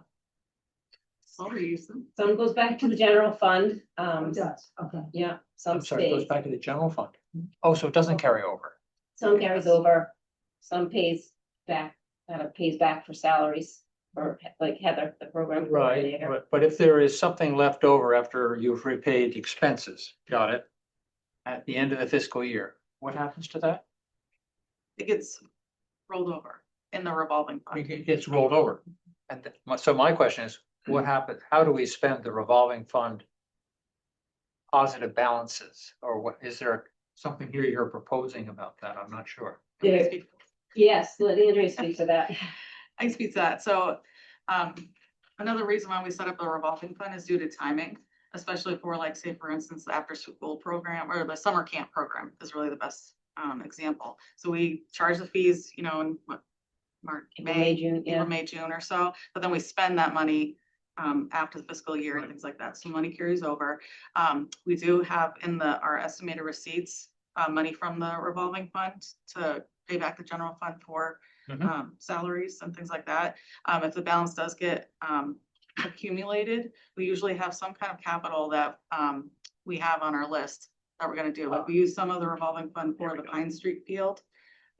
Anything related to the recreation that'll support those programs and activities that the revolving fund. So it goes into a capital project of one sort or another. Yeah. If the funds can be accumulated that way, yes. I think it was Depending on the actually, program activity. you look confused and it might be because I keep getting mixed up with what is your Brook Street for the new artificial. Yes. Carpeting. Sorry, they happened at the same time. Yes, Sorry. we were splitting with the school. And that's cool. That because we run a lot of programs, obviously, on our field.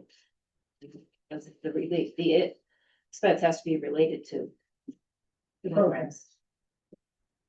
Just curious, was there seed money that was put into that when this was formed 15 years ago or whenever? And then did that get paid back or you don't know, or? I'd have to look. Yeah, I don't know either.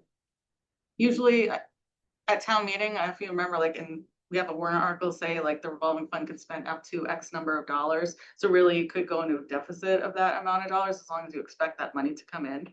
So it could be like a timing thing that yes, the money came in and then we spent it, or they spent some money to get the program started that eventually did get paid back, so. When we started the health revolving fund, there was no seed money that went into it. You just It went was from just an authorization up to a certain amount and they initial had to deficit collect the and money then from it the caught up, insurance companies, yeah. it caught up and then you were fine. Yes. And Cheryl, are there one or more capital items proposed out of the revolving fund for this year, for the We 20? don't have one proposed right now, no. Unfortunately, well, two things, sir. Capital projects that are in the pipeline are not related to programs, because it's related to like the beach, or we could maybe stretch Sweeney Field, but the amount of money that's there isn't enough right now anyways, so. hopefully keep I thought there was a accumulating. Scene Beach bathhouse plumbing, which we didn't, I think that's not intended to go forward. But these programs are not at the beach. Right. This playground. Let's say So that, the need for like the playgrounds to be crowned so they drain easier, that's like a maintenance thing. Is that more of a facilities? It's more of a Because facility thing, that's yeah. something there's a hole there because it's so easy to make that drain better instead of the puddles staying, for the mud. But it's a matter of crowning the field. We should be able to throw some Not compost. our job. Yeah. We just do finances. We don't do fields. This is a town need, a recreational need. So are there questions on this Parks and Rec?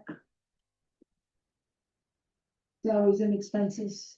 Has there ever been a year, Cheryl, where it's gone negative? You know, like. We're back on the revolving fund? Yeah, back like Singing Beach has just had a ton of rain or nobody signed up for Well, kids' sports or, Singing Beach is not revolving fund, okay. that is budgeted. So But the for other revolving fund, activities, no, even during COVID where we couldn't run a lot of programs, no, we did have enough of a little cushion or rollover that we were able to still pay some of the staff and we must get. How do you determine your fee level? We compare it to other towns, and also we try to keep it on like a 70-30 split, that we're making 30% of whatever we're charging. Maybe Goes back for admin, and whatever else, which is pretty standard for most departments. When you think of insurance that we're paying for the town, how does that fit into this equation? Or is that like two totally separate buckets? Because I'm sure there's an insurance issue with all the things we're doing with Parks and Rec. That's not a negative, it's just the cost of doing business. Yeah. That's part of the money that I estimate in the estimator receipts for fees. We take that from the revolving fund and give that to the general fund to cover the insurance. Any other Like overhead kind of stuff. yes, overhead stuff, like things like that. What is the balance in the revolving fund? 650. Right, I was gonna say. Yeah. Maybe daily. Yeah, I see the history and all of that, but I was just wondering what the balance was. Sorry? Oh, no, Andrea's looking Yeah, at it, look at it. changes daily. Yes, it's about 600,000 right now. 600,000 sitting in a revolving. No, but the problem is they're collecting fees Mhm. and then they're providing the services. And Okay, they what the don't question I'm asking is, immediately remove they don't charge the salaries immediately to that fund. So she's just giving you a dollar amount. She hasn't charged all the expenses yet to it. I have not. so I'll rephrase the question. There's a plus made each year, Yes. at least from what I understand Maury's question, this is not, that must accumulate into a carryover, this plus that's not immediately charged. And I'm trying to find out what is the rough amount that's in there that I might consider as the excess. Net worth. Am I making sense? Is this a The question? net worth of the park that. Yeah. Right, Maury was asking about, does it ever go negative? Revolving. Yeah, you have to do an analysis of that because it depends on like the I see. number of programs, what you're charging for the programs, like if we pre-collected for the, summer camp program, how the after-school program's been, collecting, things So like the that, answer, the so. answer is we don't look at that. That's almost why I did the history, just because. Well, I see the history. Even though it's a snapshot, it's kind of the best snapshot you're gonna get. Yeah, I was just The trying. easiest thing to ask is, what's your lowest point in the year typically? In November, I wouldn't even. July? Yeah, I'm looking I mean, at this goes up and down, but Right, when. this is youth and programs. So It's that's- year round, but We there's do gotta be understand, some but you're point that making it there's kind of quiet, there's not a lot of positive. programs going on. So there's. Carried over though, an amount is carried Yeah, over every Got year. it. I got it. So it goes up and up and up and Just up. wondered what it was, yeah. When you decided to spend part of it on the Pine Street field, Brook Street, sorry. Brook Street, how did you calculate Perfect question. the excess? Yes, That was Thank you. available to spend on that? thank you. That's just what I'm trying to get at. Yeah, so at that time, we were looking at different funding sources and we reviewed that going back years. Mhm. And decided, okay, this is how much you expect to spend in the next, 3, 4, 5, 6 months. Yep. And like, what would So be you the balance? estimated it. Yes. Yeah. Yes, yep. So is it fair to say, Andrea, if you took an average of the revolving fund on the 30th of every day of the month for the whole year, 12 months, it would be something like 650,000? That's kind of the number that's sitting there. And it goes up and down like the tide, but at the end of the year, the average is 650 grand. That's just a huge number. It is. Wow. Is that just? You could spend a couple $100,000 on something and you'd still be well in the black. It has to be revolving fund program related. Okay. So don't go getting any ideas. You have lots of fun. That's what we're paid big bucks to do here. Buy a fire truck. Yeah. Well, Well, they touch point do that maintenance. safety day because for us. they- Touch point. I had a question that residents keep asking me, if we charge people passes to go on the beach in the summer, shouldn't we be charging dogs in the winter? Because there's a lot of defecation and everything, and, there's some maintenance associated. Some sticks down there to monitor dogs. So where is it additional income that we are missing? Possibly, Yeah, possibly is, yeah. I don't know how you think collect better- it. Would you collect enough to pay Personally, the person who's sitting there Freezing cold. I don't see it as a good, business venture. Right. However, if we got a parking system in place that charged a nominal fee for parking in the winter, Right. especially for non-residents, Right. that could be the way to get Way to it, do you it. know. Yeah, to do the parking. It seems to be a busy, popular thing for out of towners, so. yeah. Still plenty of room for snow down Please there. do. Sorry to keep eating this dog. Uh-oh. But, so in 23, this revolving fund was about 450,000. 24, it was 536, and then it's jumped up over 100,000 from 24 to 25. Just extrapolating sunny beach days over the next 3 years. This is a beach. This thing's, okay, well, I mean, so lots and lots of kids coming into lots and lots of programs. Excuse me, I'm screwing that up. I mean, we may be at $700,000 or $800,000. What's our What do plan? we do with this? I mean, is this something we talk with the town at a town meeting and say, can we get some latitude to put this into capital, or? I mean, Well, eventually. I this also is- wanna just note too, like that these balances actually has like our fiscal year end, so they end in June 30th. So what year did you switch, when you collected for the summer? When we started collecting earlier, well, it kept kind of getting earlier and earlier when we would take in the fees for the summer. Cause I feel like all that money is sitting right there, but is gonna be spent in July and August.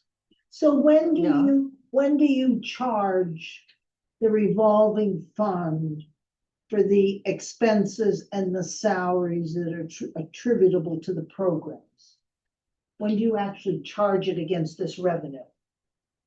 It is continuous, but she's saying, for Yeah. example, like the summer program, the entire summer, somebody might pay $1,500 to sign up in May for the early bird special.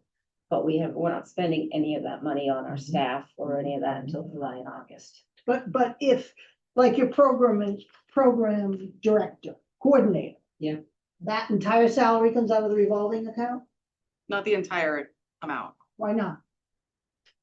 because the revolving fund rules, It's a revolving fund, what? Rules. like laws. Rule. Yeah, they're- Either house rules. you know.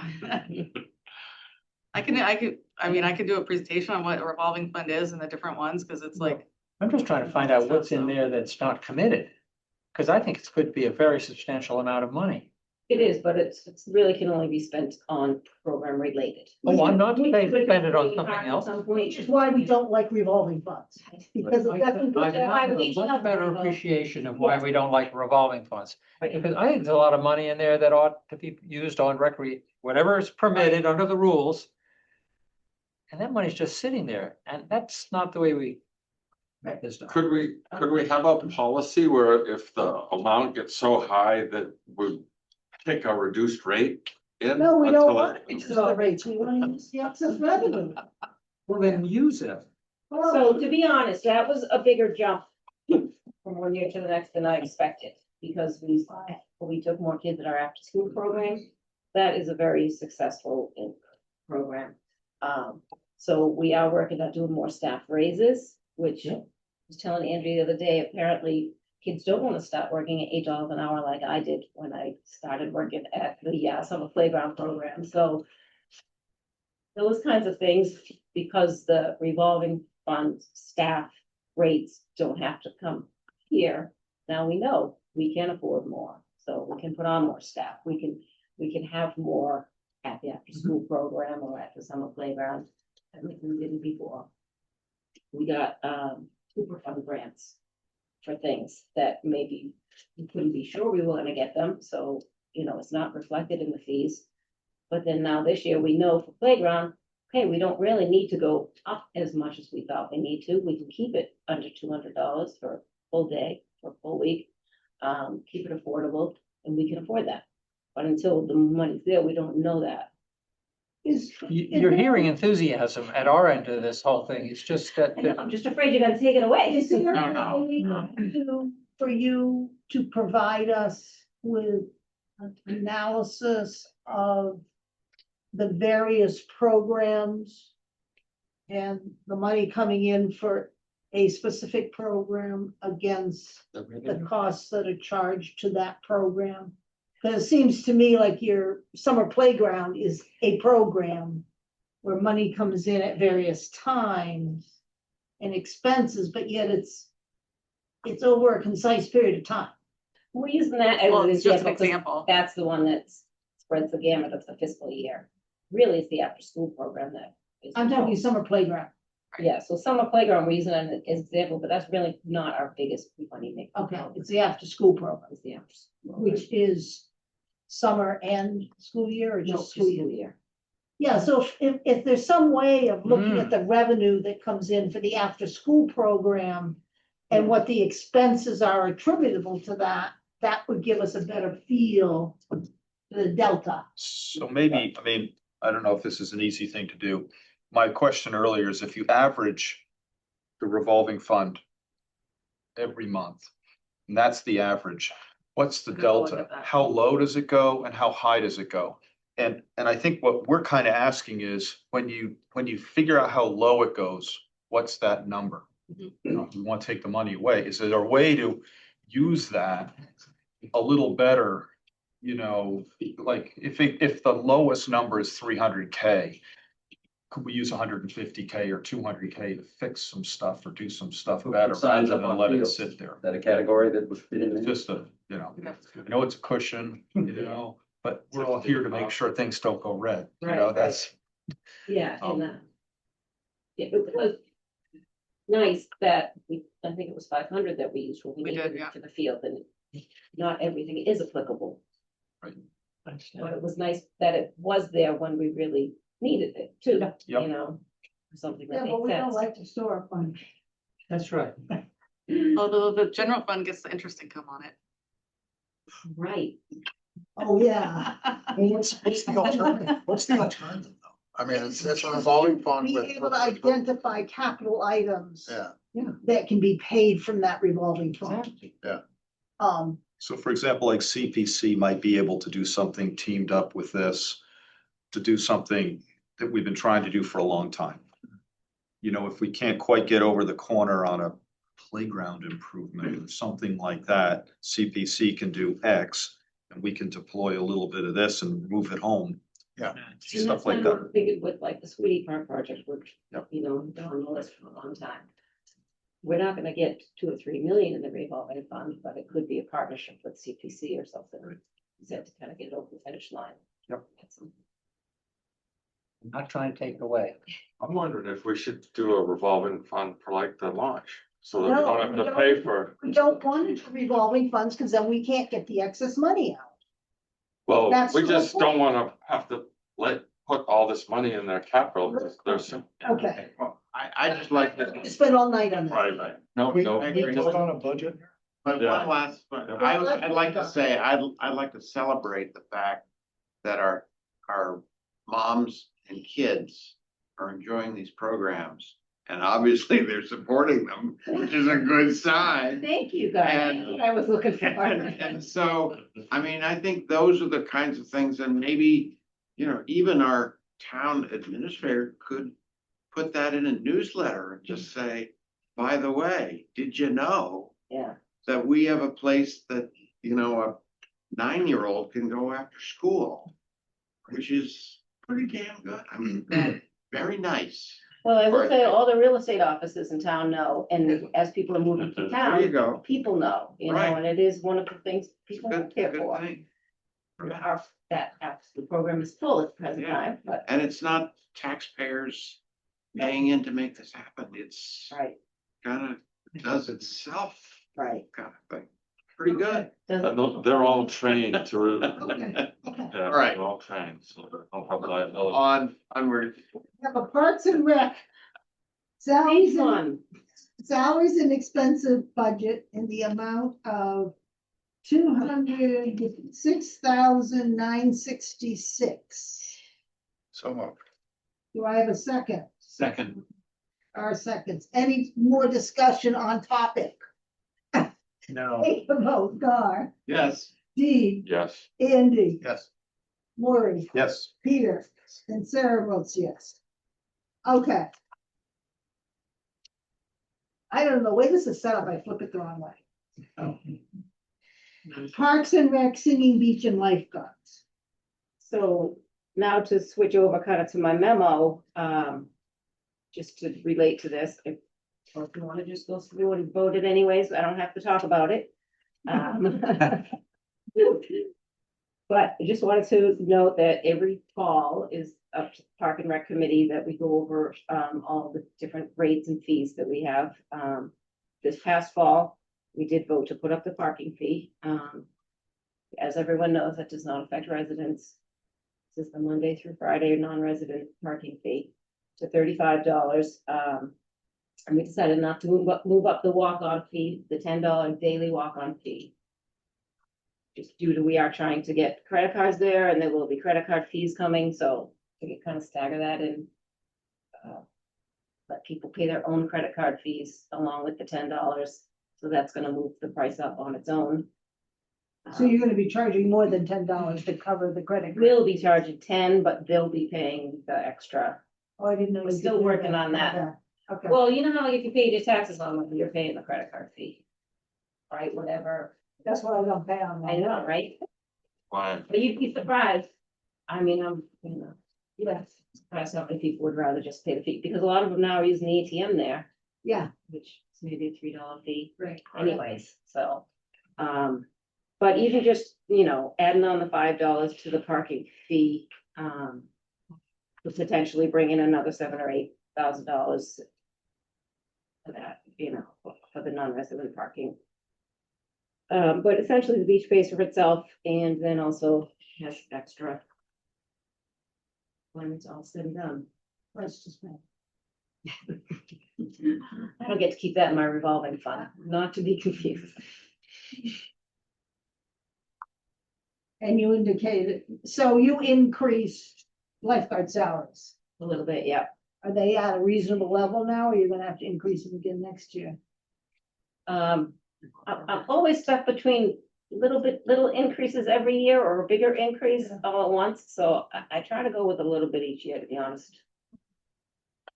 I mean, here, as opposed to waiting 3 years to come in and saying, oh, now I need $5 a person an hour more. Has there been any complaints about whether we need to have lifeguards at White Beach or Black Beach or anywhere else, or is it just? Say complaints, and occasionally somebody will ask about White Beach. We certainly hear about it. Yeah. I have More heard so on, from more so one on person. like, Not from somebody who goes there, somebody. who- staffing, not necessarily lifeguard though, right? It's more like staffing and Parking staff oversight, more yeah. than lifeguard. I'm wondering if we could use some of this budget and other beaches as well. There is an impression on rainy days that there's a lot of people hanging around, but I know you can't just lay them on. Right. And especially the lifeguards are usually college kids, and I can't say, well, you're gonna work anywhere from 16 to 40 hours each week, depending on the weather, Right, you know? right. Figure once they make a commitment to us, we have a commitment to them. Just a And you question, can't extend the period that you have lifeguards? No. You mean like before Memorial Day or after Labor Day? Yeah. I would say no, because even on Labor Day, we usually have 2 lifeguards left, and 2 lifeguards is not enough to guard that beach. What So if we, opening the bathhouse after Labor Day, and before Memorial Day? usually all the staff goes back to school, but for some weekends with a bigger budget, I could look at it. It's just very restrictive. I mean, that beach is one of our best assets. Actually, And part to of, not have a bathhouse available for a longer period of the year, to me, is a disservice to the residents of the town. so part of the new And bathhouse. Porta potty, because I had bad experiences. I don't because they're blame not you. Clean. Yeah, but part of the project we are looking at with the bathhouse is to have it be able to have the main section of it with real bathrooms. Are you Open, open? similar to like how Tux Point. the bathrooms Fantastic. stay open. That's Good. That is That would wonderful. be good, yeah. EA said no to that project this year, but you guys are in charge of the capital, so. Olson and Lewis is doing a project, I think we have a chance of finding it. Yeah, I can't use revolving fund though. But yeah, no, I really think that we should get that on the capital budget next year, because that bathhouse is not in good repair. It's a disgrace. It's a disgrace, and the beach is a gem, and, you go there and, you wanna stay till 6. And it's closed, you don't have a bathroom to use, you don't have a shower to use. And you pay $10. I usually open till 6:45. The other thing I think. Not is- during the week, so it varies, For this, it varies. parking sign. So if it stops For functioning. every 2 hours. I think we just replaced the sewer service line at the end of the summer. Good. And Sure, it broke on July 3rd. I was gonna say sewer not working at Singing Beach is a revenue problem. Well, It's a staffing revenue. it's not actually sewer, PR. septic, It's a septic. Right, yeah, Exactly. the, water but line. Olson Lewis is working on design Mhm. for a new building. Oh, good, So Yeah. oh, good. Not like a whole new building, but to Maybe we can bond redo it to it. CPC. So I tried, I did apply. I just had a quick question. The memo you sent around earlier, under fiscal year 25, there's a thing, non-resident parking, 1,549. Is that the number of cars that have parked? Yes, Okay, and then down below it says walk-ons, 850 or 851. Is that how many people walk on the beach in the summer? so, I would have thought it would have been more. That's the- well, it is, so, Oh, that's an early I bird. know, and once Tony asked me about this, I should have changed it, because knowing others would ask. So in that box, under fiscal 25, but lined up with paid walk-on fees and season pass. So the 17 through 20 is the daily $10 walk-ons. Okay, 1261 is the number of people who paid 35. $35. And then the 851 is the people who bought the $25 early bird. so rough order numbers, we're looking at about 19,000 people. Yeah. It's good usage. Yeah, that's good usage. Right, and that's not, the season passes, obviously, you're coming back, Right. know. Oh, that's impressive. That is impressive. I'm surprised at the low number of season passes. Of the order ahead ones, No. of the walk, yeah, that has actually gone down. This is based on the number of residents we have. So anyone can buy a season pass, the only Right. people who can buy them, the early bird, are Right, but sort of residents, but even if it were all residents, it is a low number, when the price went up, the number of sales went down.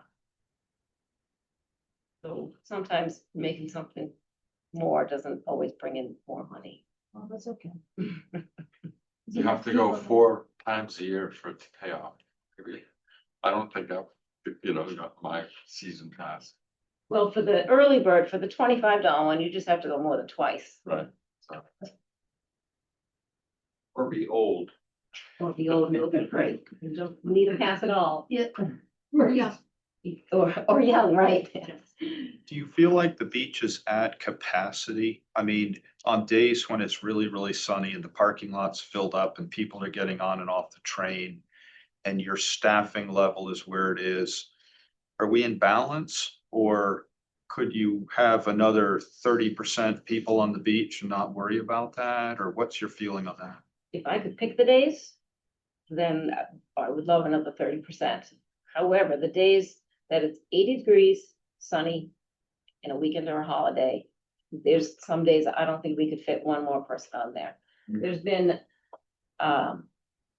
some days that it's hard to even keep up taking people's money.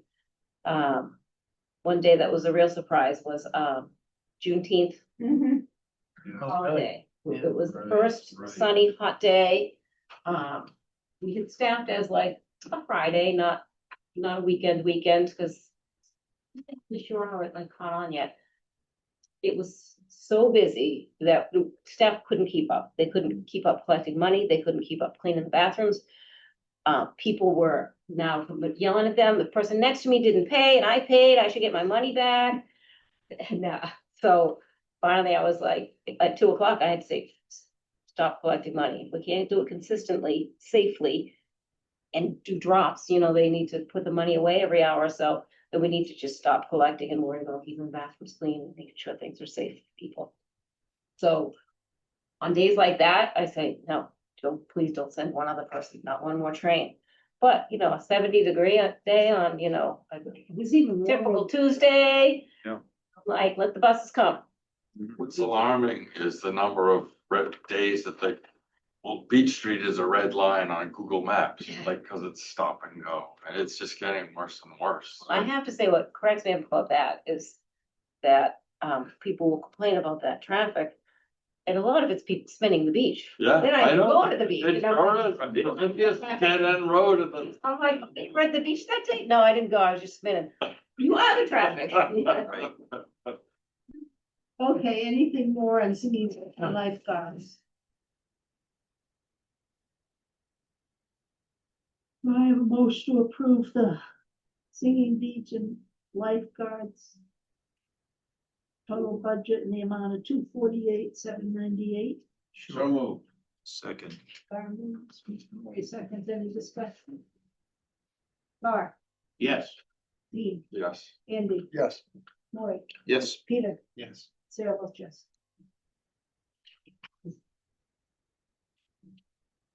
That's 20 Crowell Chapel.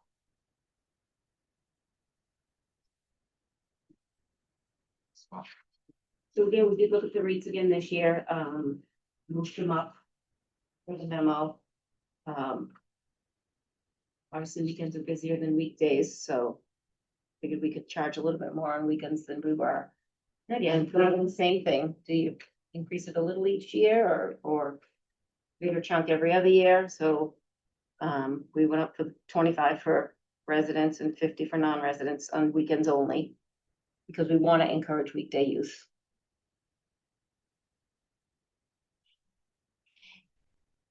Not so much. I have a general question, which is keeping up with the maintenance on the building. I know that's a hard question because it's got lots of components to it, but it seems like a complicated building, and a few times I've been in it, and potentially very expensive to keep going. You have a general sense of that, or do I need to ask the DPW in terms of what? Probably asking DPW, they are, they're very reactive when there's things there that I need to have done. As for proactive, it's, like you said, it's a very difficult building, you know, I think we're doing all right. You know, even when we did the last big rehab, there were things that we wanted to get done that we knew that would help in the long run, but didn't get done, like the big heavy windows and all of that. And I believe that really has something to do with the maintenance. If those big heavy windows are slamming down or they're coming up. So there's some things we can't really help, but I do think that overall they're doing a good job on the maintenance. I think one of the things, Tony, we need to look at is whether we have painting schedules for some of these buildings, like the bathhouse and like Chuck's Point. You know, if we have a schedule that every certain number of years we have them painted. Because I think that it's been hit or miss. It's like when they start looking really bad, isn't that I agree. accurate? Yeah. Sometimes we paint and people don't even notice that. Yeah, exactly. Roofing that was done on Tux is awesome, you know, I mean, Yeah. that looks really, really good. That does. Say as a person who looks at it regularly. Yeah. The Crowell Chapel rental is only like $26.80. It's like, is that worth even, should we just put antifreeze in the pipes and mothball the thing for the winter? Right? Yeah, I mean, Cause Good it question. costs more to heat it. it's a constant, I'd say battle, because I'm not battling anyone, but it's what do we want as a town, the Crowell Chapel to be? I mean, that can't be more than 10 uses, but it's, So we aim for 12 uses a year. We just aim for one a month. And that was a kind of a soft agreement with the neighbors. Ironically, just said to the selectmen a few days ago, we have a church that would like to use it every Sunday morning. Been bad. It is revenue that would be coming in, but that's a lot on the neighbors. Who cares? We spent over $700,000 rehabbing it. That's why it's going to the select board, not the Yeah, I finance mean- committee, because financially, right? So are the Yeah, neighbors, answer, but- the neighbors are not happy with the traffic? So the neighbors have not complained lately, so I'm not saying that, but when there are too many uses, that's when. So there was like is that, say a soft agreement for the once a month? Why would there be a soft agreement? Well, I would think you'd It was need to before use my the time. school parking lot for a church service, right? Mhm. Yeah, that's what I was going to say is get in touch with the schools and that upper parking lot. So that's on the list. So far, the group has come to Park and Rec Committee, and then once we figure it out, we'll send a recommendation. Also, I actually haven't sent it to you guys yet because we're getting it together. And part of that is that they would need to request from the school to use the back parking lot on Sunday mornings. They would need their own liability insurance and the town named additionally insured. Those are the other things. They would do their own cleaning because there would be no special cleaning, no special snow removal beyond what the town would normally do.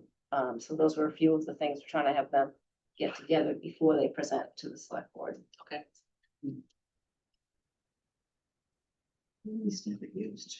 Just looking at the heating, I think the last couple of years is $12,000 in oil. I mean, I almost wonder if it's worth it to think about, I don't know if there's gas available there, but get somebody in to change the system over to gas.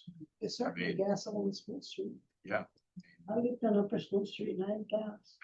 I mean, if you look at this over Didn't 10 assume years, it was that gonna number drop. is probably approaching 90,000. Yeah. Is that a topic for the DPW? Is that the one more into the Facilities thing. I do know that a heat pump was brought up once there. I don't know if we ever got a number, if it got that far to get an estimate or not. It was discussed Right. with the facilities. Okay. Do I have a motion to approve the Tux Point and Carl Chapel? Budget remind the 32,000. So moved. Andy moves, have a second. I'll second. Dean seconds. Any more discussion? I think we should ask the town administrator to look at Crowell Chapel and just say, do we need to look at the heating costs? Are we underutilizing something that is, everybody agrees, Beautiful. beautiful place. And to expect the DPW to be proactive in addressing these things, or anybody else, it needs some sort of executive ship applied to it. And not that you don't have something else to do. I'm sure you I put it on my got a list long over here. list, but I in the area of discussion prior to the vote, I'd like to just kind of suggest that a little bit. I have it as, I had it as a note of something to discuss with like the cultural council. It's not really a revenue generating option, but at least places getting some use. They could probably come up with some good programming out of there. So But we did partner with the Cultural Council in the library last year and allowed them to hold their monthly distinguished speaker series there. Yeah. And they had a couple of really successful ones, but again, that was not revenue generating, but they did. And the COA does maybe 3 or 4, maybe 6 things there a year as well, and that's free, but at least it's a town service, What's the town really being used? Right, so then it doesn't show up in the numbers, but it is more uses. And then they do things. Any more discussion? No.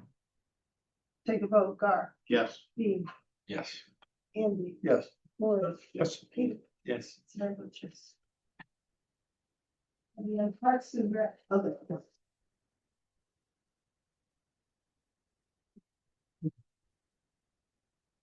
I'm ready to explain this because it's kind of some things that just got thrown under mine. Yes, I did. Other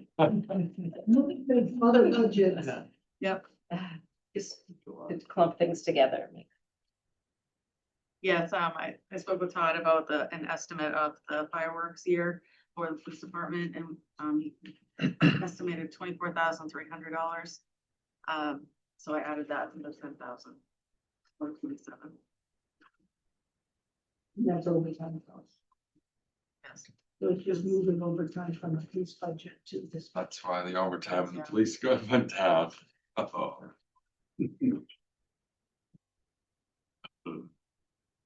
Lies, damn lies. How much do the fireworks cost us?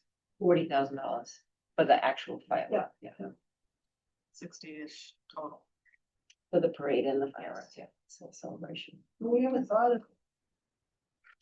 Less elaborate parade. That's not what anyone else asks. Do you know it's the 250th anniversary of this country? They're figuring better than ever.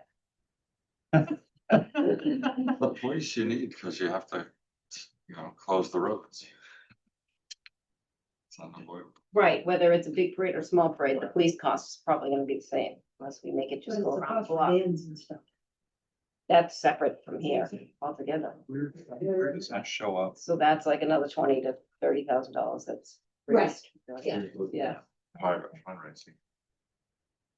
Which, thank you for asking, there is a 4th of July fundraiser coming up on March 7th. Just that. Search to the fourth. Get your tickets. Okay. Any discussion on this Parks and Rec, other? At least we got rid of the freedom flowers. That was a once and done thing. Wait, are we? Oh, yeah, we got rid of it Middle, years ago. yeah. Yeah, It's done just 1 year and right. we had it in the budget and it wasn't spent. Do I have a motion to approve the Parks and Rec other budget in the amount of 37,300? I'm sorry. Oh. I have a question, Mayor. Let's take the motion and then we'll take the question. Do you have a second to? Second. Andy second. Okay, go ahead, Peter. Remind me, Memorial Day, why? Okay. I'm sorry, I must have misread it. So Memorial Day for 3,000 is there, even though it's well short of what it really costs. That's, forget it, I'm all set. I misread the. Memorial Day is less than it costs? Well, honestly, it's not even anything to do with Parks and Rec, it's the Legion, but they don't get. Or is it DPW that plants the flowers or buys the flowers and the Legion plants them or? Are those the It's little a poppies that give out collaboration. on the lapels? Or the flags? Flags and- All It's plantings at the cemetery, isn't it? Yeah, it's Yeah. a collaboration between DPW and the Legion, and it kind of like helps, anything that the Legion may need. With the DPW. Thank you, I'm all set. Yeah. Okay, yes, Scott. No, I'm voting yes. Yes, I'm voting yes too. Andy, Yes. Maureen, Yes. Peter, Yes. Sarah votes yes. Is that it? That's it. I mean, unless you You have want to any talk about revenues, so I have that's it's the bathhouse that's been on the list and Sweeney Park that we're working on plans for. That are in, the next couple of years, but not for this year.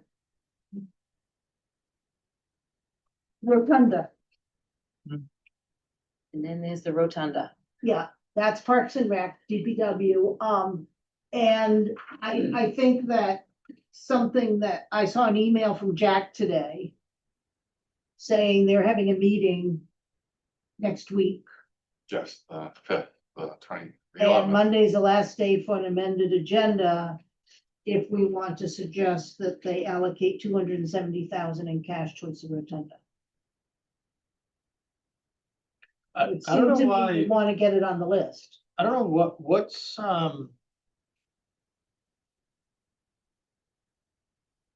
like, we have some more time. I know CPC is Exactly. very eager to get it done, and that's great. I love that Yeah, he wants to make progress on it, but we still have some additional conversations, I think, that we wanted to have here. Yeah. I don't know. I haven't talked to Jack myself yet either, I don't but know if it's the money. It's something we can get. I mean, Seems like we could put it on. And then take it off it. Not to go down that, not to go down that rabbit hole, but if we were, if we have a discussion again about how we're gonna handle the rotunda. He could hold on to it and use it for debt service if we borrow through CPC. Sometimes he's on. He could do that. He could hold on to it and use that for debt service next year. If we wanted to go down that road, but Yeah, my only reaction is if he's cutting off applications. Then it seems to me we might want to get one in for the 275 for the cash. The deadline And- is December. It can come off The new deadline. later if we were to make that decision. Just, I told him 2 weeks ago when we were discussing the rotunda again. And then he went ahead and scheduled this meeting in advance of our discussion. So maybe we could see if the committee will approve or vote to approve the 273 contingent upon everything else, but at least it's a step. 275. he also wanted to know whether they were gonna vote on bonding through. He didn't, the email he sent that I saw today did not mention bonding. It was just, it said, do you want the 275 cash? What question? Yes, please. I didn't get that email. Yeah. I mean, You want a motion? well, it's not really our decision, but I think if our recommendation is yes, I mean, if we support it, I guess that's the question. What's the formal mechanism for getting a request to CPC? Is to get it in by Monday. Yeah. There's a one-page. I told him application. I would go to the meeting. Again, we weren't planning on going down having the larger discussion again about rotunda. The only reason why I've been hesitant about grabbing the cash now was that if we were to keep the CPC rate the way it is, not advocate for an increase and borrow the cost of the rotunda through CPC, that cash could be used to pay, the first year of debt service instead of grabbing it now. Or we could grab it now and offset the amount that we have to borrow, either way, but I was hesitant to make a decision on that before talking with you all about. What I've heard via the grapevine is that the majority of the CPC does not necessarily support bonding the rotunda through the CPC. Well, we don't want it bonded, right? Right, we don't Right. want it. So my question more is about if they've got 200,000 or 270,000 this year, They want to give to us. if as part of this year's Just do that. CPC outlay, why can't we use that one time? Totally separate of the whole bonding issue. Yeah. Just, and that's the question, is there a mechanism that needs to happen for that Well, request it's to get just in a front of matter- CPC? Just a matter of confusion at town meeting. If you're gonna bond through CPC for rotunda and grab cash. I think that the finance committee is not in favor of bonding through CPC. And I've heard that CPC is not in favor of bonding through CPC. I haven't heard that from CPC. And I think there's new information. Yeah, I mean. Didn't you guys discuss it in the CPC? meeting? Yes, they were going either way, but their concern was if we bond it through CPC, that the whole program is hamstrung going Yeah. forward because it's so much money to support the bond. We We don't wanna we've increase the rate because the 17% isn't enough of an incentive. I agree. Yeah, New information since the last discussion. We were talking about when we were dealing with the school budget and OPEB, reappropriating funds that were previously allocated and then lumping that into the borrowing amount, which added to the amount that we were borrowing, which created more of a hamstring. But now. Those things have changed. We don't necessarily need to reappropriate as much Or any. or any. Yeah. which is a lesser impact on CPC and it's zero impact to your tax bill. That's it, but it doesn't matter, Tony. If you don't spend it on the bonding for the rotunda, you're buying something else. So you can't say it's a zero impact on the tax bill. The cost of the rotunda is the cost of the rotunda, and the finance committee discussed it and didn't support bonding through CPC. Right. I mean, we can keep talking about it, but I don't think finance committee's gonna change their mind. And it What just is the- seems like we need to move forward. Yeah, I mean, I think that's borrowing, 3 million or borrowing 2 million through CPC is a big difference. That's new information that wasn't wasn't part of the previous discussion. It was something we discussed. That wasn't. Yes, we discussed the 2 million. Well, we didn't Discuss know. bonding in general. Yeah. Right? Yeah, but we didn't know we didn't know about the updated school. Yeah, but the school numbers didn't come in yet. The philosophy of we didn't feel philosophically that the rotunda should be bonded through the CPC. It should be bonded through the town. So that number one, you're not on the hook to retain that CPC 1.5% on the tax rate for 20 years. And that it's a town project that should be paid by the town and CPC should be used for other things. That's, I mean, Point of clarification that you're not required to keep 1.5%. but you gotta keep 0.75%, You just have to keep enough to right, pay the which borrowing. is half of their money. Right. So 0.75%, so you're required to keep that. Right, but you'd have it on the tax bill anyway. Which would kind of wipe out the reason why the program's there. Right. Have extra money to do things. One of Jack's arguments was, well, we don't have other projects to spend money on. Well, if you don't have other projects to spend money on, get rid of the CPC tax. But I mean, $400,000 after allocating money towards debt service is not a small amount of money for CPC to be able to accomplish projects. Then drop the CPC to 0.75%. I mean, if you don't have the money, I mean. I just, when we have all these major capital items, right, that we're gonna be asking people to increase their tax rate for, and you have the opportunity to put rotunda through CPC, not adding, without adding an increase to your tax rate, I don't see why you wouldn't consider that.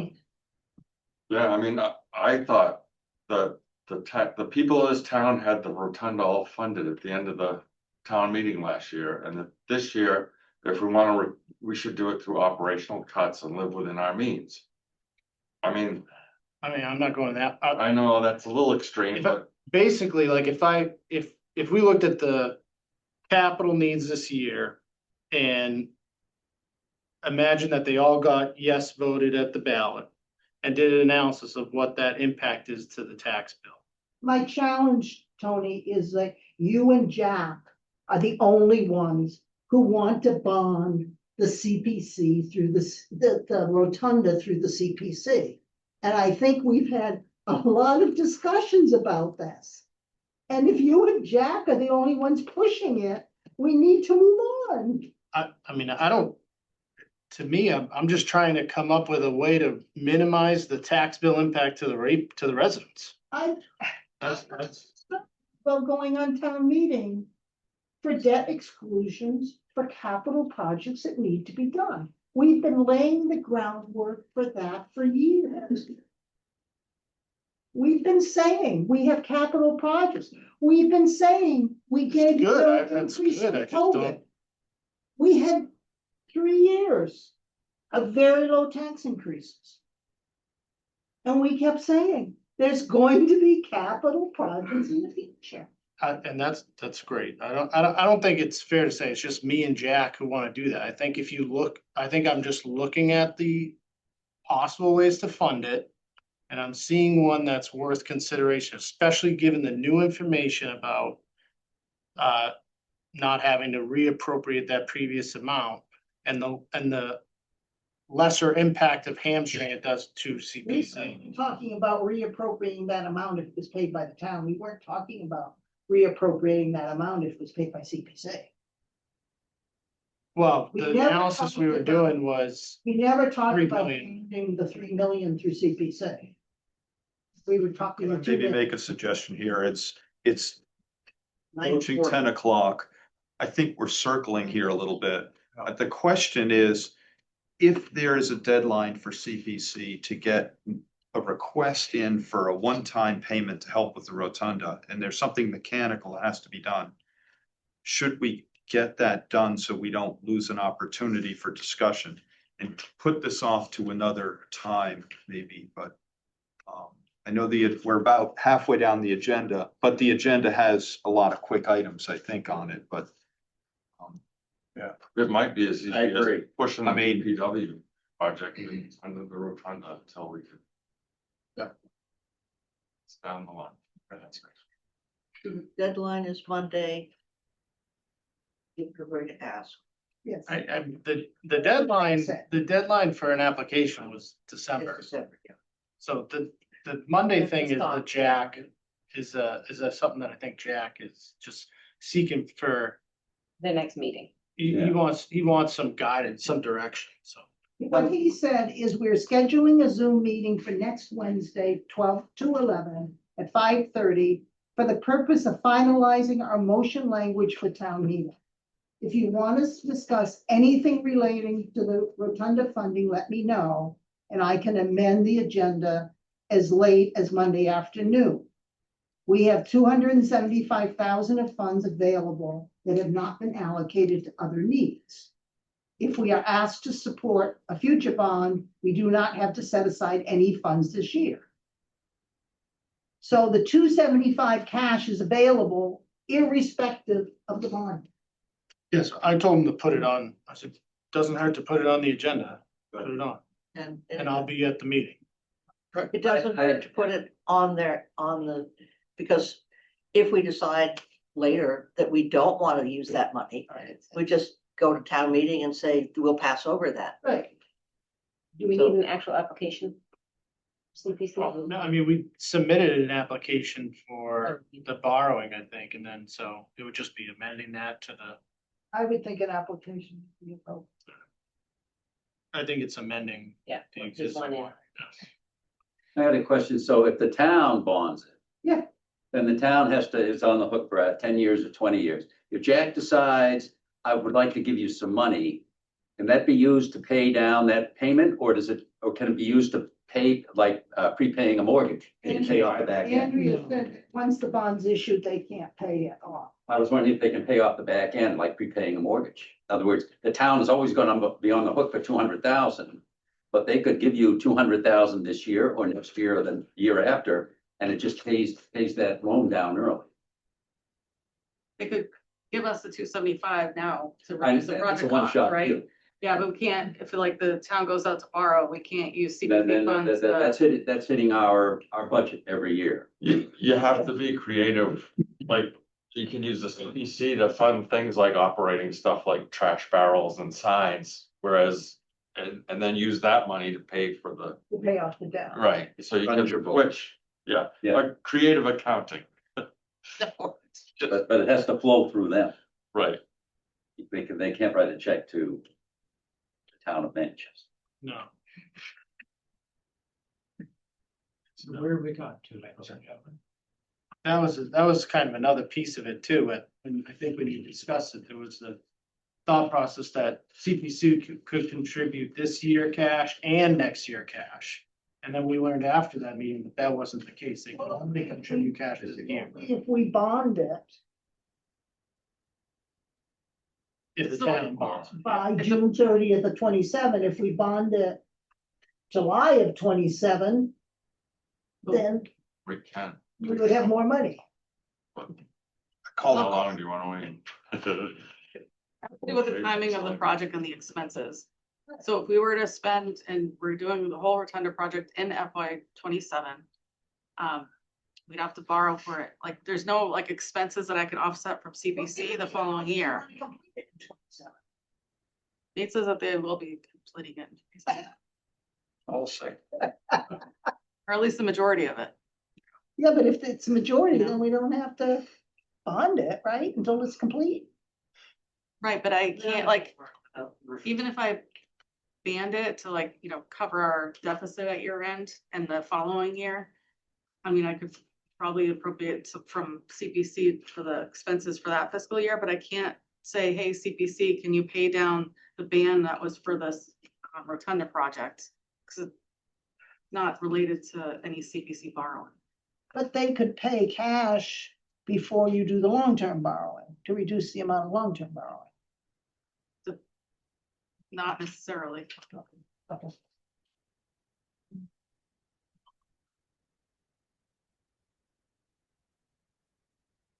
So it's 9:45. I'm looking at your agenda.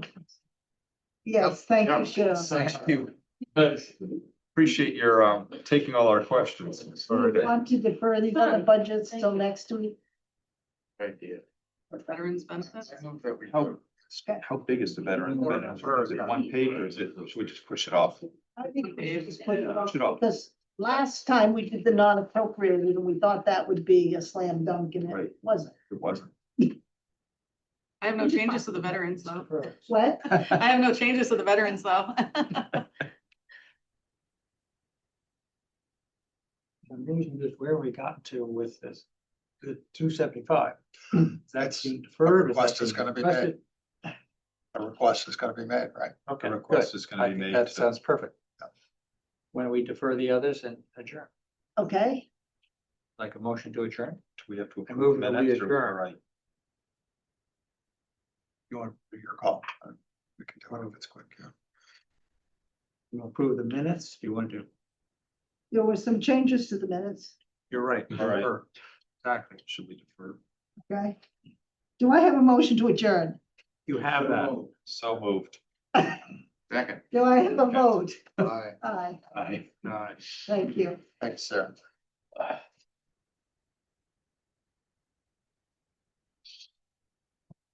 You're gonna be able to stand up.